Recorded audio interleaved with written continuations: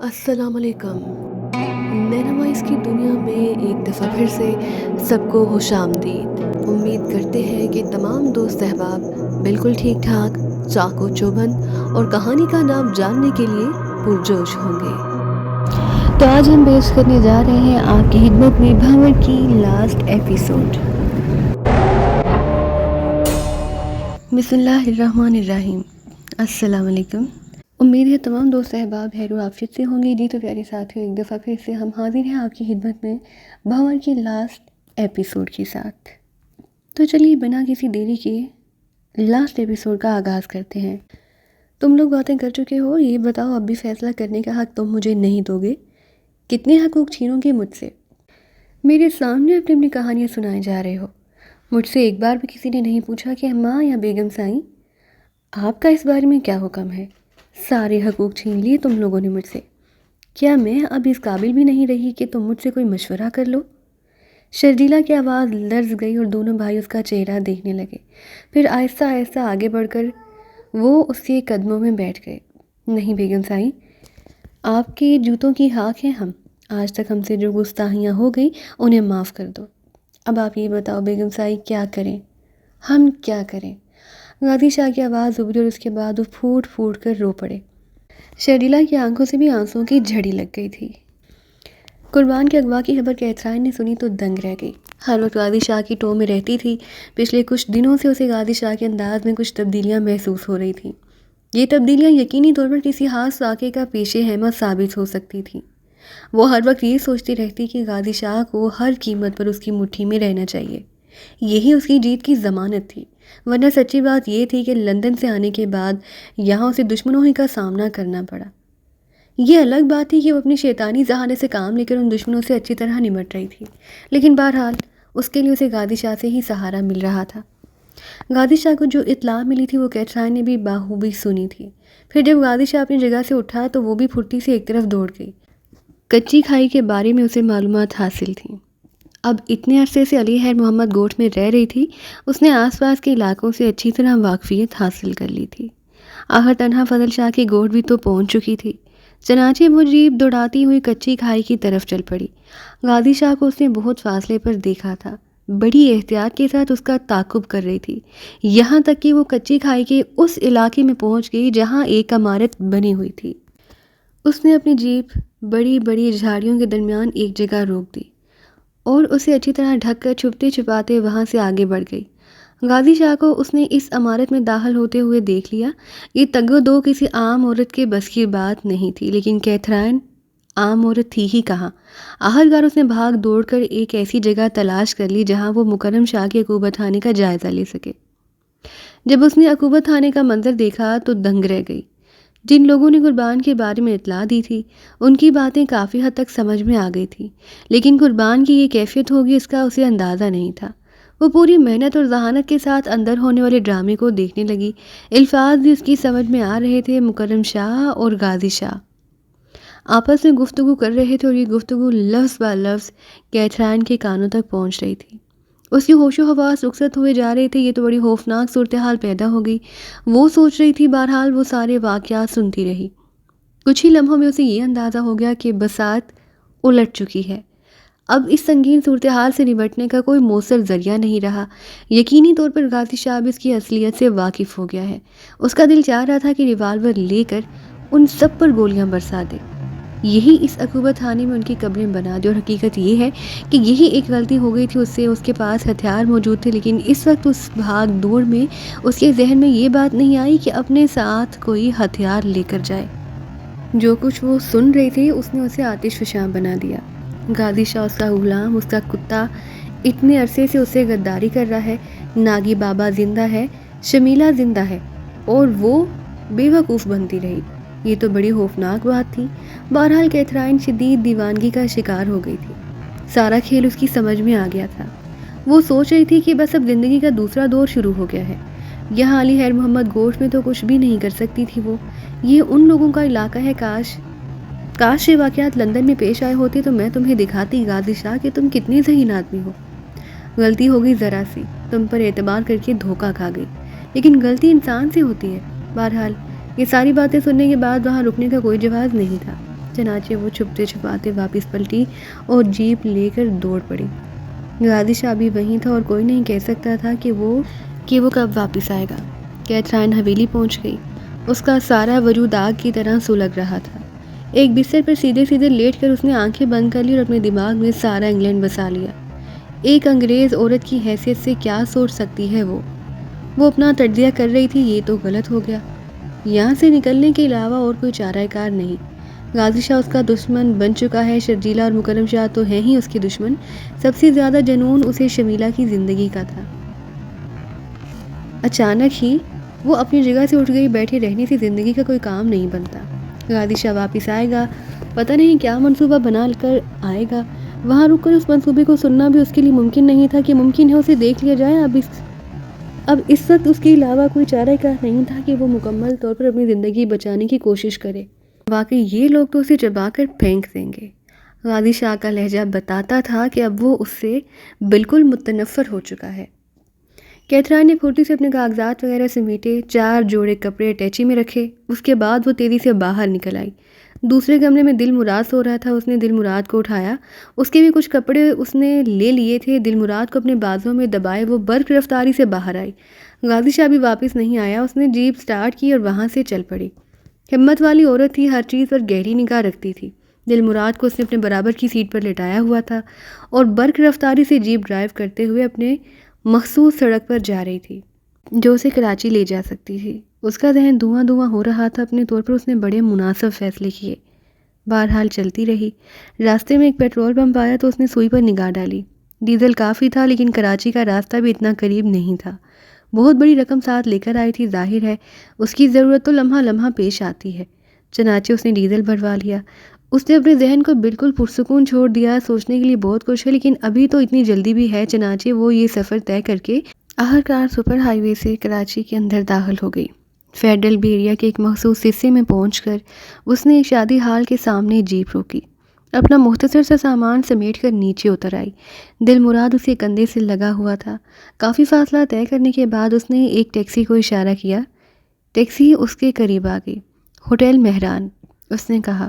Taxi driver اس کی صورت دیکھ کر حیران ہوا تھا۔ وہ تو یہ سوچ رہا تھا کہ انگریز عورت ہے، ذرا سا بیوقوف بنانے میں مدد ملے گی، مگر اس نے جسے اعتماد کے ساتھ ہوٹل مہران کہا، اس نے ڈرائیور کے حوصلے پست کر دیے۔ بہرحال ڈرائیور نے ٹیکسی آگے بڑھا دی۔ تھوڑا فاصلہ طے کرنے کے بعد وہ بولا، 200 روپے ہوں گے میڈم؟ آپ نے مجھ سے پیسے نہیں پوچھے۔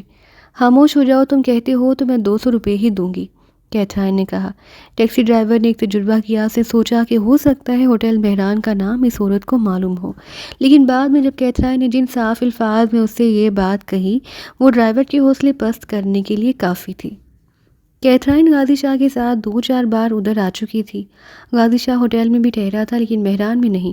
البتہ کیتھرائن نے راستے سے گزرتے ہوئے ہوٹل مہران دیکھا تھا۔ مہران کے کاؤنٹر آفس سے اسے کمرہ حاصل ہو گیا۔ اس نے غلط سلط پتہ بتایا اور اس کے بعد پورٹر نے اسے اس کے کمرے تک پہنچا دیا۔ 5ویں منزل کے اس کمرے میں پہنچنے کے بعد کیتھرائن نے دل مراد کی طرف توجہ دی۔ دیکھا تو دل مراد تو خیر اس سے ہلا ہوا تھا۔ رونے پیٹنے کا سوال ہی نہیں پیدا ہوتا تھا۔ تاہم اس نے ویٹر کو طلب کر کے بچے کے لیے بہت سی چیزیں منگوائیں اور ویٹر کو 2 بڑے نوٹ دے دیے۔ تھوڑی دیر کے بعد وہ اشیاء اسے فراہم ہو گئی۔ کیتھرائن تھوڑی دیر تک سوچتی رہی اور اس کے بعد اس نے اپنے موبائل فون کو آن کیا اور اس پر ایک نمبر ڈائل کرنے لگی۔ مکرم شاہ اور غازی شاہ نظریں جھکائے ہوئے ماں کے پاس کھڑے تھے۔ شرجیلا کسی سوچ میں ڈوبی ہوئی تھی۔ پھر شرجیلا نے نگاہیں اٹھا کر قربان کو دیکھا اور بولی، قربان، میں نہیں جانتی کہ تم غازی شاہ کے وفادار ہو یا کیتھرائن کے۔ غازی شاہ نے تو جو کچھ کیا وہ اس پر تائب اور شرمندہ ہے، لیکن میں نے سنا ہے کہ تم کیتھرائن کے اشارے پر علی خیر محمد کو فضل شاہ کے پاس لے کر گئے تھے۔ قربان نے نگاہیں اٹھا کر غازی شاہ کو دیکھا، پھر آہستہ سے بولا، آپ کے سامنے بیگم سائیں، میرے فرشتوں کی بھی مجال نہیں ہو سکتی کہ کوئی غلط بات کہوں۔ میں غازی شاہ کا کتا ہوں۔ آپ مکرم شاہ سائیں سے پوچھ لو، انہوں نے جو سزا مجھے دی ہے وہ کم نہیں ہے بیگم سائیں، لیکن میں نے زبان نہیں کھولی۔ اس کا مقصد یہ نہیں کہ سائیں مکرم کی میں عزت نہیں کرتا بیگم سائیں، آپ مانو یا نہ مانو، سائیں مکرم کو میں بہت عزت اور بہت محبت دیتا ہوں، پر بیگم سائیں میں اگر غازی شاہ کا وفادار نہ ہوتا تو سائیں مکرم کو ہر بات کا جواب دیتا۔ دیکھو بیگم سائیں، اب بھی اگر غازی شاہ صاحب میرے کو حکم نہیں دیں گے کہ میں کچھ بولوں تو میں آپ سب کو ایک بات بولتا ہوں، میرے بدن کی پوری کھال اتار دو، ایک لفظ نہیں پوچھ سکو گے مجھ سے۔ معاف کرنا چھوٹے سائیں، آپ کی والدہ ہیں، آپ مجھے اجازت دے دو کہ میں ان کی باتوں کا جواب دے دوں، اس کے بغیر تو کچھ ممکن ہی نہیں۔ بڑی بیگم سائیں جو کچھ پوچھ رہی ہیں قربان اس کا جواب بڑی بیگم سائیں کو دو، غازی شاہ نے کہا۔ بیگم سائیں، قربان آپ کے لیے 1000 جانیں دے سکتا ہے، یقین نہ ہو تو آزما کر دیکھ لو بیگم سائیں۔ کیتھرائن بیگم سائیں نے جو کچھ مجھ سے کہا میں نے کیا، لیکن اس لیے کہ چھوٹے سائیں اپنی بیگم کے احکامات کی تعمیل چاہتے تھے۔ بے شک اس میں یہ بات شامل نہیں تھی کہ علی خیر محمد کو اغوا کرا دیا جائے، لیکن پھر بھی بیگم سائیں، چھوٹی بیگم سائیں کی ہدایات میں نے مانی، اور بڑی بیگم سائیں بہت سی ایسی باتوں کی اطلاعات بھی میں نے چھوٹے سائیں کو دیں جو آپ لوگوں کے خلاف تھیں۔ انہوں نے ان باتوں کا نوٹس بھی لیا۔ مطلب یہ ہے آپ کو بتانے کا کہ میں تو اپنے چھوٹے سائیں کا غلام ہوں، گردن کاٹنے کو کہیں گردن کاٹ دوں گا۔ تمہیں یہ نہیں معلوم کہ فضل شاہ نے علی خیر محمد کو کہاں پر رکھا ہے؟ ہاں بیگم سائیں، میرے کو نہیں معلوم۔ فضل شاہ بولتا ہے کہ اس نے چھوٹے سائیں کو ملک سے باہر نکال دیا ہے۔ جھوٹ بولتا ہے کتا، اس کا پتہ تو مکمل طور سے ہمیں مل چکا ہے۔ قربان نے کوئی جواب نہیں دیا۔ شرجیلا کہنے لگی، دیکھو غازی شاہ، کوئی قدم اٹھانے سے پہلے سوچنا ضروری ہے، تم مجھے سوچنے کا موقع دو۔ آپ جیسا حکم کرو بیگم سائیں، غازی شاہ نے جواب دیا۔ مکرم شاہ، قربان کو چھوڑ دو، بیکار ہے اس سے کچھ معلوم کرنا۔ غازی شاہ، یہ ذمہ داری تمہاری ہے کہ تم اپنے کو کنٹرول میں رکھو تاکہ ہمیں کوئی نقصان نہ پہنچنے پائے۔ جی بیگم سائیں، اطمینان رکھیں، قربان بھروسے کا آدمی ہے۔ کیتھرائن سے بھی تم کسی ایسی بات کا اظہار مت کرنا جو اسے ہوشیار کر دے، ہم اس کے بارے میں اچھی طرح غور کر کے بات کریں گے۔ بہرحال وہ غیر ملکی عورت ہے، ٹھیک ہے، ہمیں اس کے بارے میں تمام تفصیلات معلوم ہو چکی ہیں، لیکن اس کا سفارت خانہ ہم سے باز پرس کر سکتا ہے اگر ہمارے ہاتھوں سے کوئی نقصان پہنچا۔ مکرم شاہ نے کہا۔ غازی شاہ نے کوئی جواب نہیں دیا۔ جاؤ تم لوگ آرام کرو مکرم شاہ، تمہیں میرے ساتھ چلنا ہے، بیگم سائیں نے کہا۔ غازی شاہ گردن جھکائے واپس پلٹ پڑا۔ قربان اس کے ساتھ تھا۔ راستے میں غازی شاہ نے کہا، قربان کتنی بےزتی ہوئی ہے ہماری یار، پتہ ہے کہ کیا صورتحال ہے؟ کیتھرائن سے میں سچ کہتا ہوں، تم سے مجھے آج بھی محبت ہے، مگر واقعی وہ عورت اچھی نہیں۔ یہ لوگ ٹھیک کہتے تھے اس کے بارے میں، مگر تعجب کی بات ہے کہ کیا واقعی وہ علی خیر محمد گوڑ کے لوگوں سے انگریزوں کی یہاں ناکامی کا انتقام لے رہی ہے؟ حیرت کی بات ہے، اول تو بات بڑی پرانی ہے، پھر اس کا ان باتوں سے کیا تعلق ہے؟ قربان نے کوئی جواب نہیں دیا۔ غازی شاہ نے اسے ہمدردی سے پوچھا، سائیں مکرم شاہ نے بہت مارا ہے تجھے؟ قربان ہنس پڑا، پھر بولا، نہیں سائیں، بہت شریف آدمی ہے وہ بڑے ہلکے پھلکے ہاتھ تھے ان کے، بس وہ سسرا دلاور شاہ۔ غازی شاہ نے شرمندگی سے گردن جھکا لی۔ تھوڑی دیر کے بعد وہ حویلی میں داخل ہو گیا۔ یہاں پہنچ کر وہ پوری طرح محتاط ہو گیا۔ اسے کیتھرائن سے شدید نفرت کا احساس ہو رہا تھا۔ کمبخت عورت وبال جان بن گئی تھی۔ کیا سوچ رہا تھا اس کے بارے میں اور کیا ہو گیا؟ واقعی بزرگوں کا کہنا ہی درست ہوتا ہے، بچوں کا کام صرف ڈنک مارنا ہوتا ہے۔ وہ مسلسل ڈنک مار رہی تھی، یہ الگ بات ہے کہ پہلے اسے محسوس نہیں کیا جا رہا تھا، لیکن اب جب اس کے اقدامات کا احساس ہو رہا تھا تو یہ اندازہ ہو رہا تھا کہ وہ واقعی بہت خطرناک تھی۔ سچ ہے، بزرگوں کا کہنا بالکل درست ہوتا ہے، بالکل ہی درست۔ بہرحال اب بیگم سائیں نے کوئی فیصلہ نہیں کیا اس کے بارے میں، چنانچہ ذرا احتیاط برتنی تھی۔ غازی شاہ نے اپنا حلیہ درست کیا، قربان کو آرام کے لیے بھیج دیا اور اس کے بعد اندر پہنچ گیا۔ کیتھرائن موجود نہیں تھی، دل مراد بھی نہیں تھا۔ ملازموں سے اس کے بارے میں پوچھا تو ملازمہ نے عجیب ہی انکشاف کیا۔ چھوٹی بیگم سائیں جیپ لے کر گئی ہیں، خود لے کر گئی ہیں؟ جی چھوٹے سائیں۔ کہاں گئی ہے، کچھ بتا کر گئی ہے؟ نہیں۔ دل مراد بھی ساتھ ہے؟ ہاں۔ اچھا، تعجب ہے۔ پھر اس نے بڑی حویلی سے معلومات حاصل کی کہ کیتھرائن بڑی بیگم سائیں کے پاس تو نہیں آئی، لیکن وہاں سے پتہ چلا کہ وہ نہیں آئی۔ اصل میں سب سے بڑا مسئلہ یہی تھا کہ کیتھرائن اگر کہیں گئی ہے تو خود جیپ ڈرائیو کر کے کیوں گئی؟ یہ ذرا تعجب کی بات ہی، گھنٹہ 2 گھنٹے 4 گھنٹے 6 گھنٹے یہاں تک کہ رات ہو گئی، کیتھرائن واپس نہیں آئی۔ اب غازی شاہ کو تشویش ہوئی، وہ پریشان ہو کر پرانی حویلی پہنچ گیا۔ مکرم شاہ بھی موجود تھا، شرجیلا بھی۔ اس نے کہا، بڑے سائیں کیتھرائن غائب ہے۔ غائب ہے؟ مکرم شاہ اور شرجیلا نے حیرت بھرے انداز میں کہا۔ ہاں بڑے سائیں، جب میں گھر واپس آیا تو اس وقت وہ موجود نہیں تھی، خود جیپ لے کر گئی ہے، ایسے نہیں کرتی وہ، عام طور سے ڈرائیور اس کے ساتھ ہوتا تھا۔ دل مراد کو بھی اپنے ساتھ لے کر گئی ہے۔ ارے کہاں جا سکتی ہے وہ؟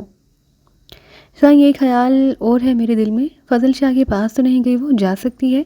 ہاں سائیں، کیوں نہیں، میں آپ سے اجازت نامہ لینے آیا ہوں، وہاں جا کر دیکھوں؟ چلو میں چلتا ہوں تمہارے ساتھ۔ نہیں سائیں، آپ نہ جاؤ۔ ایک بات بتاؤ، قربان کی کیا کیفیت ہے؟ ٹھیک ہے سائیں، اس وقت سے ملا نہیں ہے مجھے۔ تم ایسا کرو، قربان کو فضل شاہ کے پاس بھیجو اور اسے معلومات کراؤ کہ کیتھرائن وہاں تو نہیں پہنچی۔ کیتھرائن وہاں نہیں پہنچی تھی، یہ بات غازی شاہ کو معلوم ہو گئی۔ رات گزر گئی، جس طرح یہ رات گزری تھی غازی شاہ اچھی طرح جانتا تھا، اور اب اس کے دل میں یہ احساس جڑ پکڑ رہا تھا کہ کیتھرائن صورتحال سے واقف ہو کر نکل گئی ہے۔ وہ جس قدر چالاک اور شیطان عورت تھی اس کے بارے میں غازی شاہ اچھی طرح سمجھ چکا تھا۔ پہلے والی ساری غلط فہمیاں دور ہو چکی تھیں، اور اسے اس بات کا یقین ہو گیا تھا کہ کیتھرائن شیطان کی طرح چالاک اور فتنہ پرور ہے۔ وہ اب تک جو کھیل کھیلتی رہی ہے وہ انتہائی خطرناک ہے۔ بہرحال غازی شاہ انگاروں پر لوٹتا رہا۔ کیتھرائن نے وار کر ڈالا تھا، وہ دل مراد کو بھی نکال لے گئی۔ بڑی بیگم سائی اور مکرم شاہ رات ہی کو آ گئی تھی اور بڑی تشویش میں ڈوبے رہے۔ ایک عجیب سی ہلچل مچ گئی تھی۔ دوسرے دن کوئی 12:30 بجے کے قریب پولیس ڈپارٹمنٹ سے ایک فون موصول ہوا جس میں غازی شاہ کی جیپ ایک جگہ کھڑی بتائی گئی، اور یہ فون کراچی سے آیا تھا۔ سر، جیپ کی رجسٹریشن سے ہمیں معلوم ہوا کہ یہ جیپ آپ کی ہے۔ خیریت ہے؟ یہ وہاں لاوارث کیوں کھڑی ہوئی ہے؟ علاقے کے لوگوں نے بتایا کہ کل سے یہ یہاں موجود ہے۔ آپ براہ کرم اسے پولیس ہیڈ کوارٹر پہنچا دیجیے، ہم اس سلسلے میں آپ کو مطمئن کر دیں گے۔ ٹھیک ہے جناب۔ غازی شاہ نے خوف زدہ انداز میں مکرم شاہ کو بات بتائی۔ مکرم شاہ نے کہا، میرے خدا، اس کا مطلب ہے کہ وہ کراچی چلی گئی؟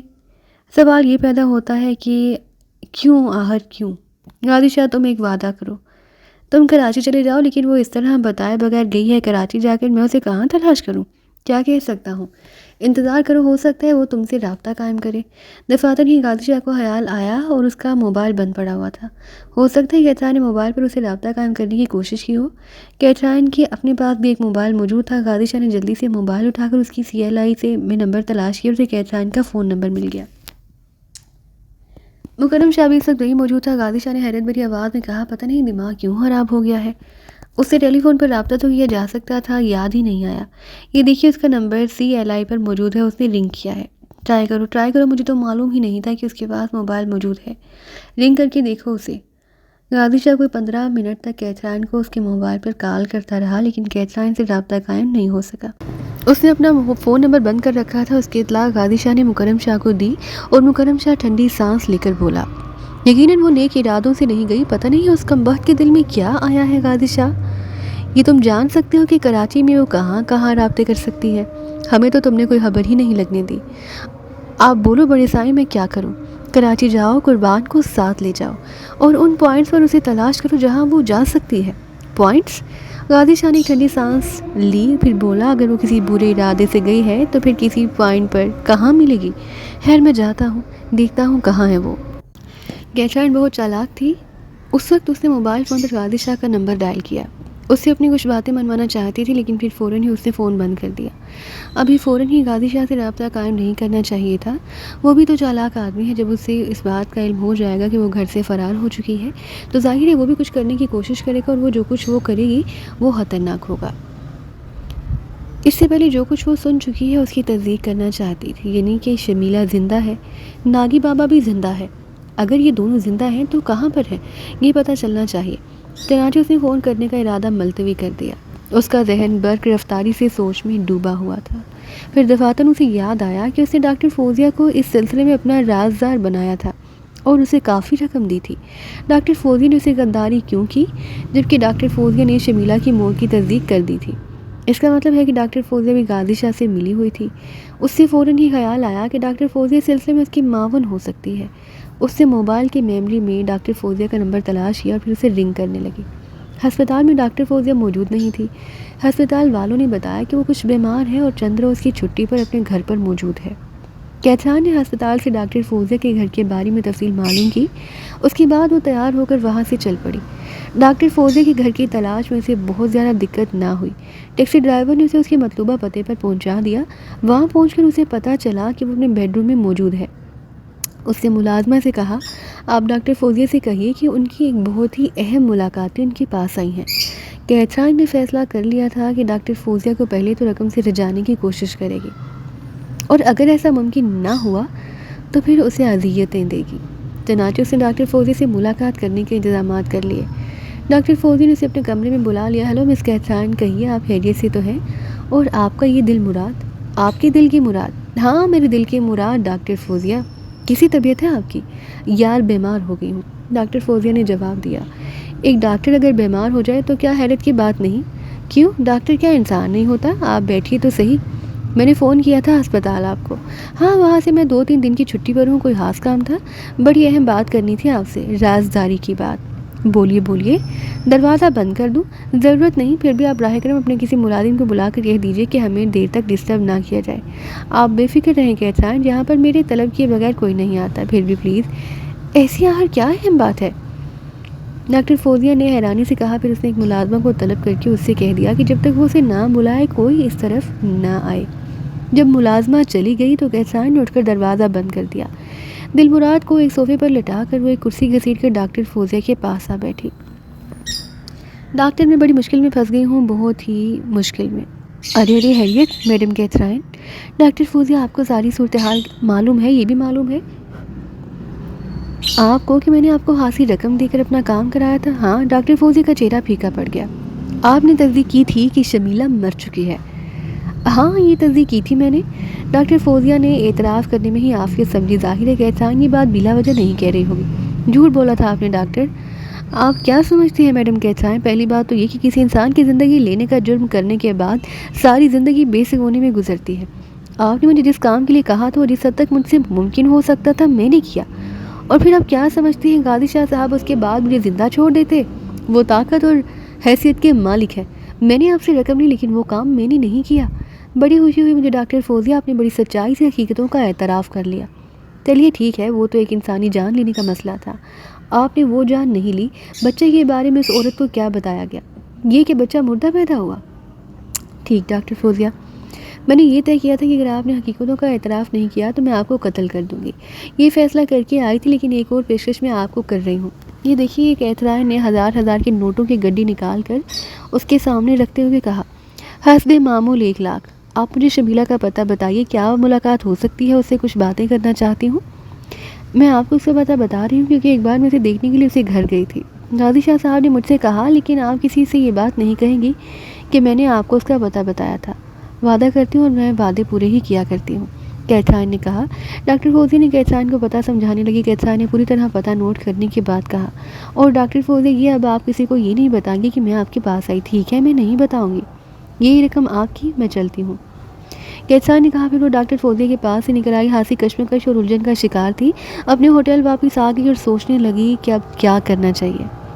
آخری فیصلہ اس نے یہی کیا کہ اپنا کام سر انجام دے کر اپنے سفارت خانے سے کہے گی کہ اس کے تحفظ کا بندوبست کیا جائے. یہی مناسب بھی تھا. بہت دیر تک بیٹھی سوچتی رہی. اس کے بعد اس نے دوبارہ غازی شاہ کے ٹیلی فون نمبر ڈائل کیا. رابطے کا انتظار کرنے لگی. چند ہی لمحوں کے بعد غازی شاہ سے رابطہ قائم ہو گیا. غازی شاہ نے بے چین لہجے میں کہا. کیتھرائن تم کہاں چلی گئی ہو؟ میں تمہارے لیے کتنا پریشان ہوں تم اچھی طرح جانتی ہو. ہاں غازی شاہ, تم میرے لیے کتنے پریشان ہوگے میں اچھی طرح جانتی ہوں. کیا مطلب ہے تمہارا؟ تمہارے لہجے میں یہ طنز کیوں ہے؟ غازی شاہ کچھ باتیں تفصیل سے کرنا چاہتی ہوں. تم سے کیا ہوا؟ کیوں مجھ سے برگشتہ ہو گئے؟ اتنی چاہت اور محبت کے ساتھ مجھے انگلینڈ سے لائے اور اس کے بعد مجھے شیطانوں کے حوالے کر دیا جنہوں نے مجھے تباہ و برباد کرنے کی ہر کوشش کر ڈالی. کیا سے کیا بنا دیا. غازی شاہ یہ سب کچھ تمہارے علم میں ہے, آسانی سے برداشت کر لیا تم نے سب کچھ. نہ صرف یہ بلکہ میرے خلاف سازشوں میں بھی شریک ہو گئے. غازی شاہ, میرا نام کیتھرائن ہے. میں دوستوں کی دوست اور دشمنوں کی دشمن ہوں. اگر تم مجھے کمزور عورت سمجھتے ہو تو غلطی تمہاری ہے, میری نہیں. میں جسمانی طور پر تم سے کمزور صحیح, لیکن دماغی طور پر تم سے کہیں زیادہ طاقتور ہوں. سمجھے, دماغی طور پر تم سے زیادہ طاقتور ہوں. میں تمہیں تباہ و برباد کر سکتی ہوں. تم جانتے نہیں جانتے تم مجھے غازی شاہ, تم مجھے نہیں جانتے. کیتھرائن, کیا ہماری محبت میں تباہی اور بربادی کا تصور بھی ہے؟ محبت نہیں غازی شاہ, محبت کا نام نہ لو. ایسی کوئی چیز اگر ہمارے درمیان تھی تو یہ بہت پہلے کی بات ہے. اب ایسا نہیں ہے غازی شاہ, اب ایسا نہیں ہے.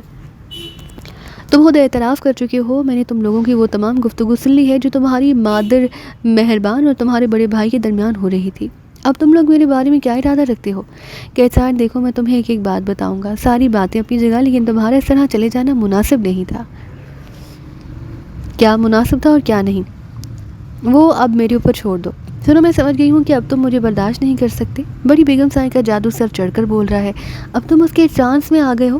غازی شاہ, 20 کروڑ روپے, کراچی میں ایک شاندار بنگلہ جو ڈیفینس کے کسی فیز میں ہو. یہ دونوں چیزیں کاغذات تیار کر کے میرے حوالے کر دی جائیں. یہ کاغذات میرے سفارت خانے کی معرفت مجھے دیے جائیں. دل مراد سے دستبرداری کا اعلان کیا جائے. دل مراد میرے پاس رہے گا اور وقت آنے پر اسے علی خیر محمد گوٹھ کا وڈیرا بنایا جائے گا. یہ کام تمہیں کرنا ہوگا، اور اگر تم ایسا نہیں کرو گے تو 15 دن کے اندر اندر میں دلمراد کو قتل کر کے اس کی لاش تمہیں بھجوا دوں گی، اس کے بعد لاپتہ ہو جاؤں گی، ہو سکتا ہے میرے قتل کا الزام بھی تم پر عائد ہو جائے، کیتھرائن ہے میرا نام، سمجھے؟ غازی شاہ کی آواز دیر تک نہیں ابھری تو کیتھرائن نے کہا، اس کے علاوہ اور کچھ نہیں غازی شاہ، میں 3 دن کے اندر اندر یہ تمام کارروائی چاہتی ہوں، 15 دن تک انتظار کرو گے اور اس کے بعد جو کچھ ہوگا اس کی ذمہ دار تم خود ہوگے۔ کیتھرائن، میں تم سے ملنا چاہتا ہوں، مذاق مت کرو غازی شاہ، تم کیا چاہتے ہو اور کیا نہیں چاہتے مجھے اس سے کوئی غرض نہیں، جو میں چاہتی ہوں وہ تمہیں بتا چکی ہوں، 24 گھنٹے کے بعد تمہیں دوبارہ رنگ کروں گی اور خدا حافظ نہیں کہوں گی۔ کیتھرائن نے فون بند کر دیا، وہ اس وقت بڑی شفاف نظر آ رہی تھی، اپنے اس عمل کی تکمیل کے بعد نہ جانے کیوں اسے ایک عجیب سا سکون کا احساس ہو رہا تھا۔ پھر اس کے بعد تقریباً 4 گھنٹے تک وہ بستر پر لیٹی اپنے آئندہ اقدامات کے بارے میں غور کرتی رہی۔ اس کے بعد اپنی جگہ سے اٹھ کھڑی ہوئی، تمام کام منصوبے کے مطابق ہو رہے تھے، یہ تصور کر کے اسے دلی خوشی ہو رہی تھی کہ دلمراد کو پہلی بار اس کی ماں سے متعارف کرائے گی اور شمیلہ کو بتائے گی کہ اس کے سامنے اگر اس کے خلاف سازش کرنے کا مطلب کیا ہوتا ہے۔ اس کے بعد اس نے تیاریاں کی، شمیلہ کو قتل کرنے کا پورا منصوبہ اس نے اپنے دل میں بنا لیا۔ بہرحال عورت تھی، سب کچھ برداشت کر سکتی تھی۔ شمیلہ کو اسے صرف ایک مشین کی حیثیت سے استعمال کرنا چاہا تھا، لیکن یہ مشین اس کے سامنے آ کر کھڑی ہو گئی تھی تو وہ اسے آگے کا سفر کا موقع نہیں دینا چاہتی تھی۔ یہ تمام تر کام کرنے کے بعد آخرکار وہ تمام تیاریاں کر کے دلمراد کو ساتھ لے کر ہوٹل سے باہر نکل آئی۔ تھوڑی دیر بعد ایک ٹیکسی اسے اس کی منزل کی جانب لے چلی۔ ذہن میں بہت سے خیالات تھے، بہت سے تصورات تھے، لیکن وہ نہیں جانتی تھی کہ تقدیر کا ہر فیصلہ اس وقت اس کے خلاف ہو رہا تھا۔ چنانچہ سب سے پہلے جس شخص نے مکان کے دروازے پر اس کا استقبال کیا وہ دین بخش نہیں تھا، دین بخش جو کیتھرائن کو اچھی طرح پہچانتا تھا، لیکن کیتھرائن اسے نہیں جانتی تھی۔ کیتھرائن اس کے پاس پہنچی اور اس نے کہا، بابا جی جہاں شمیلہ بیگم سائیں رہتی ہے، علی خیر محمد گوٹھ کی غازی شاہ صاحب کی بیگم۔ دین بخش ایک دم سنبھل کے اس نے کہا، جی بیگم سائیں وہ ادھر ہی رہتی ہے۔ ناگی بابا بھی ادھر ہی رہتے ہیں؟ جی بیگم سائیں ناگی بابا اس وقت گئے ہوئے ہیں، میں شمیلہ بیگم سے ملنا چاہتی ہوں، آئیے میں آپ کو ان کے پاس لیے چلتا ہوں۔ دین بخش نے ادب سے گردن جھکا کر کہا اور چور نگاہوں سے دلمراد کو دیکھنے لگا۔ کیتھرائن آہستہ قدموں سے چلتے ہوئے آگے بڑھی اور ڈرائنگ روم میں پہنچ گئی۔ تھوڑی دیر کے بعد شمیلہ ڈرائنگ روم میں داخل ہوئی تھی۔ وہ ہمیشہ کیتھرائن کی عزت کرتی تھی۔ معصوم اور سادہ لو عورت کیتھرائن کے پاس پہنچی اور اس نے کیتھرائن کو سلام کیا اور بولی، چھوٹی بیگم سائیں آپ نے تو ہمیں خود سے ہی جدا کر دیا، آپ نے ایسا کیوں کر دیا بیگم سائیں؟ اس نے معصوم نگاہوں سے دلمراد کو دیکھا اور بولا، یہ کون ہے بیگم سائیں، کتنا پیارا بچہ ہے۔ کیتھرائن عجیب سی نگاہوں سے شمیلہ کو دیکھنے لگی، پھر شمیلہ اس کے پاس ہی بیٹھ گئی۔ آپ ادھر آئیے بیگم سائیں، ہم نے کبھی نہیں سوچا تھا، ہمیں پتہ نہیں یہاں لا کر کیوں رکھ دیا گیا۔ شمیلہ تمہارے ہاں ولادت ہوئی تھی، بچے کا کیا ہوا؟ مرا ہوا پیدا ہوا تھا بیگم سائیں، شمیلہ نے افسردگی سے کہا۔ بڑی بے وقوف ہو تم شمیلہ، پوری کہانی ہی نہیں جانتی، معلوم تمہیں۔ ادھر دیکھو یہ بچہ تمہارا ہے، یہ تمہارے ہاں پیدا ہوا تھا، لیکن تمہارے چالاک شوہر اسے مردہ بنا کر پیش کیا اور اسے میری گود میں لا کر ڈال دیا۔ وہ تم سے مخلص نہ پہلے کبھی تھا نہ اب ہے۔ شمیلہ نے دہشت بھری نگاہوں سے دلمراد کو دیکھا اور پھر بولی، یہ میرا بچہ ہے بیگم سائیں؟ ہاں یہ میرا بچہ ہے۔ شمیلہ اپنی جگہ سے اٹھے اور کیتھرائن نے کہا، بیٹھی رہو اپنی جگہ، تم نے اور غازی شاہ نے مل کر میرے ساتھ غداری کی ہے۔ شمیلہ بہرحال میں بہت زیادہ باتیں نہیں کرنا چاہتی، میں صرف یہ کہنا چاہتی ہوں کہ ایک نگاہ اپنے بچے کو دیکھ لو اور اس دنیا سے چلی جاؤ۔ تمہارا پہلے بھی اس دنیا سے چلے جانا زیادہ بہتر تھا۔ ہم اسی بنیاد پر تمہیں یہاں لائے تھے کہ کچھ عرصے کی زندگی دی جائے تمہیں، اس وقت تک جب تم غازی شاہ کو ایک بیٹے کا باپ نہ بنا دو۔ تم اپنا یہ کام مکمل کر چکی ہو، دیکھ لو ایک بار اپنے بیٹے کو۔ اور اس کے بعد کیتھرائن نے اپنے پرس کی جانب ہاتھ بڑھایا، اسی وقت رقیہ اندر آ گئی۔ چائے بنا کر لاؤں بیگم صاحب؟ کیتھرائن ایک دم سنبھل گئی، شمیلہ کے منہ سے آواز نہیں نکلی۔ کیتھرائن نے خود کہا، نہیں بی بی تم جاؤ، میں چائے نہیں پیوں گی۔ رقیہ چلی گئی، شمیلہ کا بدن تھر تھر کانپ رہا تھا۔ کیتھرائن نے کہا، سمجھی تمہاری زندگی میرے لیے ناقابل برداشت ہے شمیلہ، مجھے معاف کرنا۔ لیکن کیتھرائن یہ بات نہیں دیکھ سکی کہ صوفے کے پیچھے سے ایک سرہ ابھر رہا ہے، یہ غازی شاہ تھا۔ اور جیسے ہی کیتھرائن نے اپنے پرس سے پستول نکالا، غازی شاہ نے اس کے ہاتھ پر ہاتھ مارا اور ریوالور اس کے ہاتھ سے چھوٹ کر گر پڑا۔ کیتھرائن کی حلق سے ایک عجیب سی چیخ نکل گئی۔ غازی شاہ کا دوسرا ہاتھ کیتھرائن کے منہ پر پڑا اور وہ صوفے سے نیچے الٹ کر گرے۔ غازی شاہ بہرحال ایک طاقتور آدمی تھا۔ غازی شاہ نے ریوالور اٹھا کر اپنے قبضے میں کیا اور ہونہار نگاہوں سے کیتھرائن کو دیکھتے ہوئے زور سے پکارا، قربان اندر آ جاؤ۔ قربان اندر آ گیا تو غازی شاہ نے کہا، دلمراد کو اٹھا لو۔ قربان نے آگے بڑھ کر دلمراد کو صوفے سے اٹھا لیا۔ اور کیتھرائن تم واقعی انگریز کی اولاد ہو، اس انگریز کی اولاد جس کے رگ و رپے میں کوٹ کوٹ کر عیاری اور مکاری بسی ہوئی ہے۔ کیتھرائن، افسوس میں واقعی تمہیں محبتوں کے راستے یہاں لایا تھا، لیکن مجھ سے زیادہ میرے ماں باپ تم سے واقف تھے، تمہاری نسل سے واقف تھے۔ کیتھرائن، علی خیر محمد گوڈ کے لوگوں نے تمہیں کبھی قبول نہیں کیا، تمہیں کبھی تسلیم نہیں کیا، ان کا موقف بالکل ٹھیک ہے، وہ مجھ سے زیادہ سمجھدار تھے، میں ہی بیوقوف تھا۔ ارے پاگل عورت، اگر یہاں تیرا وہ استقبال نہیں ہوا جس کی توقع مجھے اور تجھے ہم دونوں کو تھی، تو یہ کوئی ایسی بات تو نہیں تھی بعد میں تیرا بہترین رویہ ان لوگوں کو تیرا گرویدہ بنا سکتا تھا، مگر تو نے فوراً انتقام کے راستے اختیار کیے۔ اس انتقام میں دیوانہ ہو کر تمام غیر اخلاقی حرکتوں کو اپنا لیا۔ میں تو اب یہ سمجھتا ہوں کہ تو لندن سے یہی پلان لے کر آئی تھی۔ کیتھرائن کے منہ سے غصے سے جھاگ نکلنے لگی۔ اس نے کہا، تم یہاں آ گئے غازی شاہ، مجھے بتاؤ تم یہاں کیسے آ گئے؟ کیوں، تیرا کیا خیال تھا کیتھرائن؟ ہم لوگ اتنے ہی بے وقوف ہیں کہ تیرے ارادوں سے واقف ہونے کے بعد یہ نہ سمجھتے کہ تو اس وقت کہاں ہے؟ شمیلہ کی حفاظت مجھ پر فرض تھی، نہ صرف میں بلکہ قربان، بابا دین بخش اور بابا ناگی سب تیرے ارد گرد موجود ہیں۔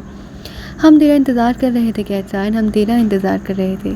کیتھرائن نے پھیکے انداز میں ہنس کر کہا، میں جانتی ہوں بازی جب الٹتی ہے تو ایسے ہی الٹتی ہے، الٹ گئی ہے بازی، چلو خیر کوئی بات نہیں، لیکن غازی شاہ بہت برا کیا تو نے، بہت برا کیا۔ حالانکہ سر جیمز الیگزینڈر نے مجھے یہ کہہ کر تیرے ساتھ بھیجا تھا کہ کیتھرائن، ایسٹ انڈیا کمپنی نے ہزاروں منصوبے بنانے کے بعد ہندوستان پر قبضہ کیا۔ اس میں بہت زیادہ لوگ شامل تھے، بہت سے افراد تھے اور بہت بڑے بڑے منصوبے تھے، لیکن میں تجھے اس بھروسے کے ساتھ علی خیر محمد گوٹھ بھیج رہا ہوں کہ تو تنہا ان لوگوں کو کیفر کردار تک پہنچا دے جنہوں نے انگریزوں کے دور حکومت میں انگریز کو علی خیر محمد گوٹھ پر اپنی منمانی نہیں کرنے دی، اور اس کے بعد میں فخر سے حکومت برطانیہ سے کہوں گا کہ دیکھو اس خاندان کے ایک بیٹی نے وہ کر دکھایا جو تم لوگ اپنی تمام تر فوجوں کے ساتھ مل کر نہیں کر سکے۔ کتنا سچ کہتی تھی بیگم صاحب، کتنا سچ کہتی تھی، پر وہ میری ہی آنکھوں پر پردہ پڑ گیا تھا۔ نہیں کیتھرائن نہیں، جنبش مت کر، اپنی جگہ سے تیرے سارے بدن میں سوراخ کر سکتا ہوں میں، بول زندہ رہنا چاہتی ہے یا نہیں؟ غازی شاہ کی گراہٹ ٹوٹ کر کیتھرائن سنبھل گئی۔ غازی شاہ نے اشارہ کیا اور ناگی بابا اور دین بخش اندر آ گئے۔ بابا دین بخش، دل مراد کو گود میں لے لو اور ناگی بابا رسا لے آؤ۔ اس ناگن کو باندھ کر رکھنا بڑا ضروری ہے، نہ جانے کیوں غازی شاہ کو یقین تھا کہ کیتھرائن جیسی خطرناک عورت پتہ لگا کر یہاں تک ضرور پہنچ جائے گی۔ گوڑ سے وہ سیدھا ادھر ہی آیا تھا اور کیتھرائن کا انتظار کر رہا تھا۔ ویسے تو اسے تلاش کرنا بہت مشکل کام تھا۔ کیتھرائن کو رسیوں سے باندھ دیا گیا اور اس نے کوئی مزاحمت نہیں کی۔ شمیلہ البتہ ڈری سہمی نگاہوں سے اسے دیکھ رہی تھی۔ سادہ لو عورت کی سمجھ میں اب بھی سارے واقعات نہیں آئے تھے۔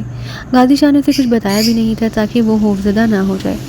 تب غازی شاہ نے گردن ہم کر کے کہا، شمیلہ جو کچھ ہوا اور جیسے ہوا اس کے بارے میں تفصیل میں تمہیں بتا دوں گا۔ اس وقت میرے ایک جرم کو معاف کر دو، ساری زندگی اس کے لیے تم سے معافی مانگتا رہوں گا۔ نہیں چھوٹے بھائی، آپ کیسی باتیں کرتے ہو؟ آپ میرے ٹکڑے کر ڈالو، میں اسے کبھی جرم نہیں سمجھوں گی۔ سائیں، میں تو آپ کی غلام ہوں، جوتیوں کی دھول ہوں آپ کی، آپ بھلا کوئی جرم کیسے کر سکتے ہو؟ سائیں حکم کرو، کیا کہنا چاہتے ہو؟ دل مراد تمہارا بیٹا ہے، یہ وہ بچہ ہے جو مردہ نہیں پیدا ہوا۔ بس کیتھرائن کی سازش نے مجھے بھی بیوقوف بنا لیا اور بحالت مجبوری مجھے یہ کہنا پڑا کہ یہ بچہ مردہ پیدا ہوا ہے۔ یہ تمہارا بچہ ہے شمیلہ، یہ 100% تمہاری اولاد ہے، لو اسے اپنی آغوش میں لے لو، اسے اپنی آغوش میں لے لو۔ یہ کہہ کر غازی شاہ نے دل مراد کو شمیلہ کی آغوش میں دے دیا۔ شمیلہ دیوانی ہو گئی، وہ پاگلوں کی طرح دل مراد کو چوم کر کہہ رہی تھی، میرا بیٹا، میرا بچہ، میرا بچہ، اور سب کی آنکھیں آنسوں سے تر ہو گئیں سوائے کیتھرائن کے جو آگ بھری نگاہوں سے اس منظر کو دیکھ رہی تھی۔ غیاث علی نے اپنا کام مکمل کر لیا اور ایک دوپہر وہ مرزا طارق بیگ کے پاس پہنچ گیا۔ سریہ آپ کے حکم کی مکمل تعمیل۔ اس نے ایک فائل مرزا طارق بیگ کے سامنے رکھ دی اور طارق بیگ نے فائل اٹھا کر اسے دیکھنا شروع کر دیا۔ وہ ایک ایک لفظ دیکھتا جا رہا تھا اور اس کی آنکھوں میں تحسین کے جذبات ابھر رہے تھے۔ ارے کیا کام کیا ہے تم نے غیاث علی؟ یہ حقوق شہریت تو تقریباً 62 سال پرانے ہیں۔ سر آپ نے اس پر ایک خاص بات نہیں محسوس کی، وہ کیا؟ یہ لیٹر ہیڈ کینیا کے اس وقت کے ہیں جب 62 سال پہلے وہاں حقوق شہریت وغیرہ دیے جاتے تھے۔ میں کاغذ تک دیکھ رہا ہوں، اس کاغذ کی پلاہٹ بتاتی ہے کہ یہ اتنا ہی پرانا ہے، مگر غیاث علی تم نے یہ کام کیسے کیا؟ کیا کریں جناب، یہ کمبخت دولت ہے جو بس سمجھ لیجئے اس دور کی حکمراں ہے۔ یہ دوسرے کاغذات دیکھیے آپ، تصدیق نامے ہیں، غرض اور غایت ہے، آپ ذرا دیکھیں۔ ہاں دیکھ رہا ہوں۔ مرزا طارق بیگ ایک کاغذ دیکھتا رہا اور اش کرتا رہا۔ غیاث علی نے واقعی وہ کام سر انجام دیا تھا جس کی تردید ناممکن تھی۔ پرانے کاغذات ہر دور کے لحاظ سے اس دور کی لیٹر ہیڈز پر اور وہاں سے یہاں تک موجود تھی، جو اس کاروبار کی خریداری کے سلسلے میں اور اسے ہینڈ اوور کرنے کے سلسلے میں تھی۔ इस पर में कीनिया की हुकूमत के तमाम तस्दीक नामे सब थे। रियाज अली, तुमने वो काम किया कि बस मैं बता नहीं सकता। कि मैं इस कदर हैरान हूँ, तुम ये ना समझना कि तुम्हारी ये मेहनत बेकार जाएगी। तुम्हें और भी बहुत से ऐसे काम दिए जाएंगे, एहतजाज जो भी हुए हों तुम 4 गुना करके मुझसे ले लो। ये जनाब हमारा आपका कोई नया सिलसिला तो है नहीं, मैं आपको इसका बिल बना कर दे दूँगा और वो अदा कर दीजिएगा। बिल मत देना, बस मुझे यूँ ही मुँह से बता देना क्या खर्च हुआ है तुम्हारा। गयास अली के जाने के बाद मिर्ज़ा तारिक बेग बहुत देर तक सोचता रहा। उसके बाद उसने अपनी बीवी से कहा, भाई जब काम होने होते हैं तो इस तरह होते हैं, क्या किया जाए और क्या ना किया जाए, कमाल की बात है। अच्छा अब ज़रा कुछ और मशवरा करना है तुमसे, मगर तुम बेचारी कहाँ इस चक्कर में पड़ोगी। रात के खाने पर एक बार फिर मिर्ज़ा तारिक बेग ने गयास अली को बुला लिया। इतना ही ज़िम्मेदार और ज़हीन शख्स ही बेहतरीन मशवरा दे सकता था। गयास अली, मैं ये बात तुम्हें बता चुका हूँ कि ये सब कुछ मैंने क्यों किया। जी सर, मुख्तसर अल्फाज में। बस ये अल्फाज क्या बल्कि किस्सा मुख्तसर है। बात यह है कि मैं आलिया की शादी उस नौजवान से करना चाहता हूँ जिसने यहाँ आकर मशहूर किया कि उसका ताल्लुक़ कीनिया से है। 2 आदमी उसके साथ हैं, बल्कि 3 अफराद समझ लो। उनमें एक ओसाफ अहमद है, 2 और मियाँ बीवी हैं। ये लोग एक साजिश के तहत यहाँ आए थे। बात असल में ये है कि गयास अली की उनकी साजिश नाकाम होनी चाहिए। उन लोगों को किस तरह डरा धमका कर बिल्कुल ही गायब कर दो। हो जाएगा जनाब, बिल्कुल हो जाएगा, बिल्कुल फ़िक्र ना करें। हाँ, ये मशवरा भी करना चाहता था तुमसे और तुम्हें बताना भी चाहता था इस सिलसिले में। काम चूँकि तुम्हें ही करना है, ये मैंने एक चेक बना दिया, इसमें जो रकम दिल चाहे भर लेना। जनाब, ये आपकी मोहब्बत है, मैं चाहता हूँ कि आप ही के सामने इसमें रकम भी भर ली जाए। गयास अली, इस चेक को जेब में रख लो। जब मैंने तुम पर मुकम्मल एतमाद किया तो फिर तुम क्यों उलझ रहे हो। बहुत शुक्रिया जनाब, बेहद शुक्रिया, एहसान मंद हूँ आपका। गयास अली ने जवाब दिया और बात ख़त्म हो गई। गयास अली को मिर्ज़ा तारिक बेग ने मुकम्मल बात समझा दी थी। उसके बाद मिर्ज़ा तारिक बेग ने आलिया से कहा, आलिया बेटे, शहज़ादा खुर्रम का क्या हाल है। ठीक है डैडी, मुलाकात तो होती रहती है ना। हाँ, क्यों नहीं, मिलते हैं हम, रोज़ मुलाकात करते हैं। आपकी इजाज़त से डैडी। हाँ भाई हाँ, मैं तुमसे कोई बात फुर्स नहीं कर रहा, उसे कल दोपहर को खाने पर बुला लो। बेहतर है डैडी, बुला लेती हूँ। इस मीटिंग में नियाज़ुल्लाह साहब भी मौजूद थे। अली हैर मोहम्मद अपनी तमाम तर फितरत को तब्दील कर चुका था। अब वो एक नेक इंसान बनने की कोशिश में सरगर्दान था। मिर्ज़ा तारिक बेग इस वक्त उससे बड़ी तफसीली गुफ्तगू करना चाहते थे, लेकिन इस गुफ्तगू में उन्होंने बेटी और बीवी को शरीक नहीं किया। ये मीटिंग नियाज़ुल्लाह साहब के हुजरे में हुई थी। अली हैर मोहम्मद कुछ हैरान सा था। मिर्ज़ा तारिक बेग ने मुस्कुराते हुए कहा, बेटे मैं तुम्हें शहज़ादा खुर्रम ही के नाम से पुकारूंगा। जी अंकल। अली हैर मोहम्मद हैरान सा बोला, नियाज़ुल्लाह साहब मेरे वालिद हैं, हम सब का उनसे ज़्यादा हैरा और कौन हो सकता है। उन्होंने मुझे तुम्हारी सिलसिले में सारी तफसील बता दी और ये बता दिया कि तुम्हारा नाम अली हैर मोहम्मद और तुम मुकर्रम शाह की बेटी हो। अली हैर मोहम्मद, मैं मुकर्रम शाह से भी मिल चुका हूँ, बहुत अच्छे इंसान है वो। हमारे दरमियान कुछ मामला तय पा रहे हैं। देखो मैं सारी बातें बता दूँ।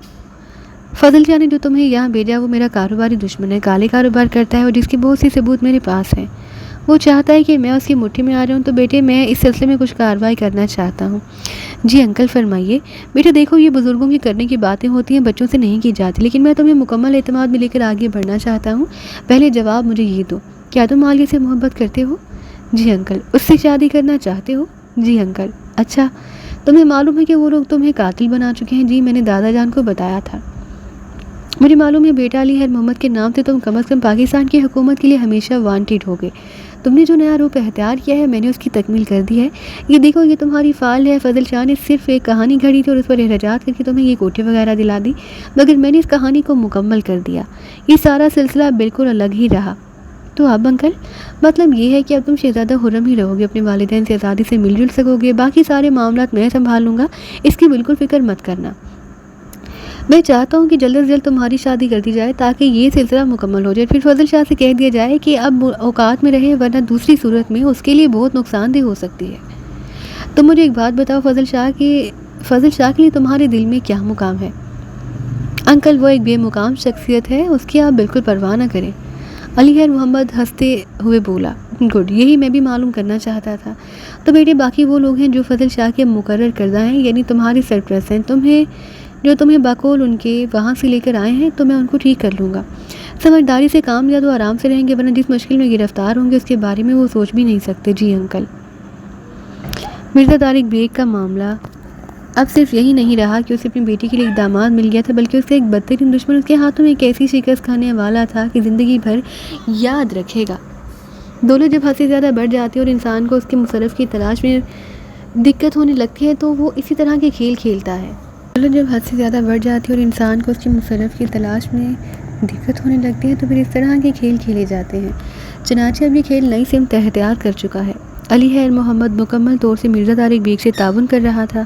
مرزا طارق بیگ نے خفیہ طریقے سے کوششیں کی اور اس کے بعد اس سے مکرم شاہ سے ملاقات کی۔ مکرم شاہ آج کل کیتھرائن کے سلسلے میں مصروف تھا۔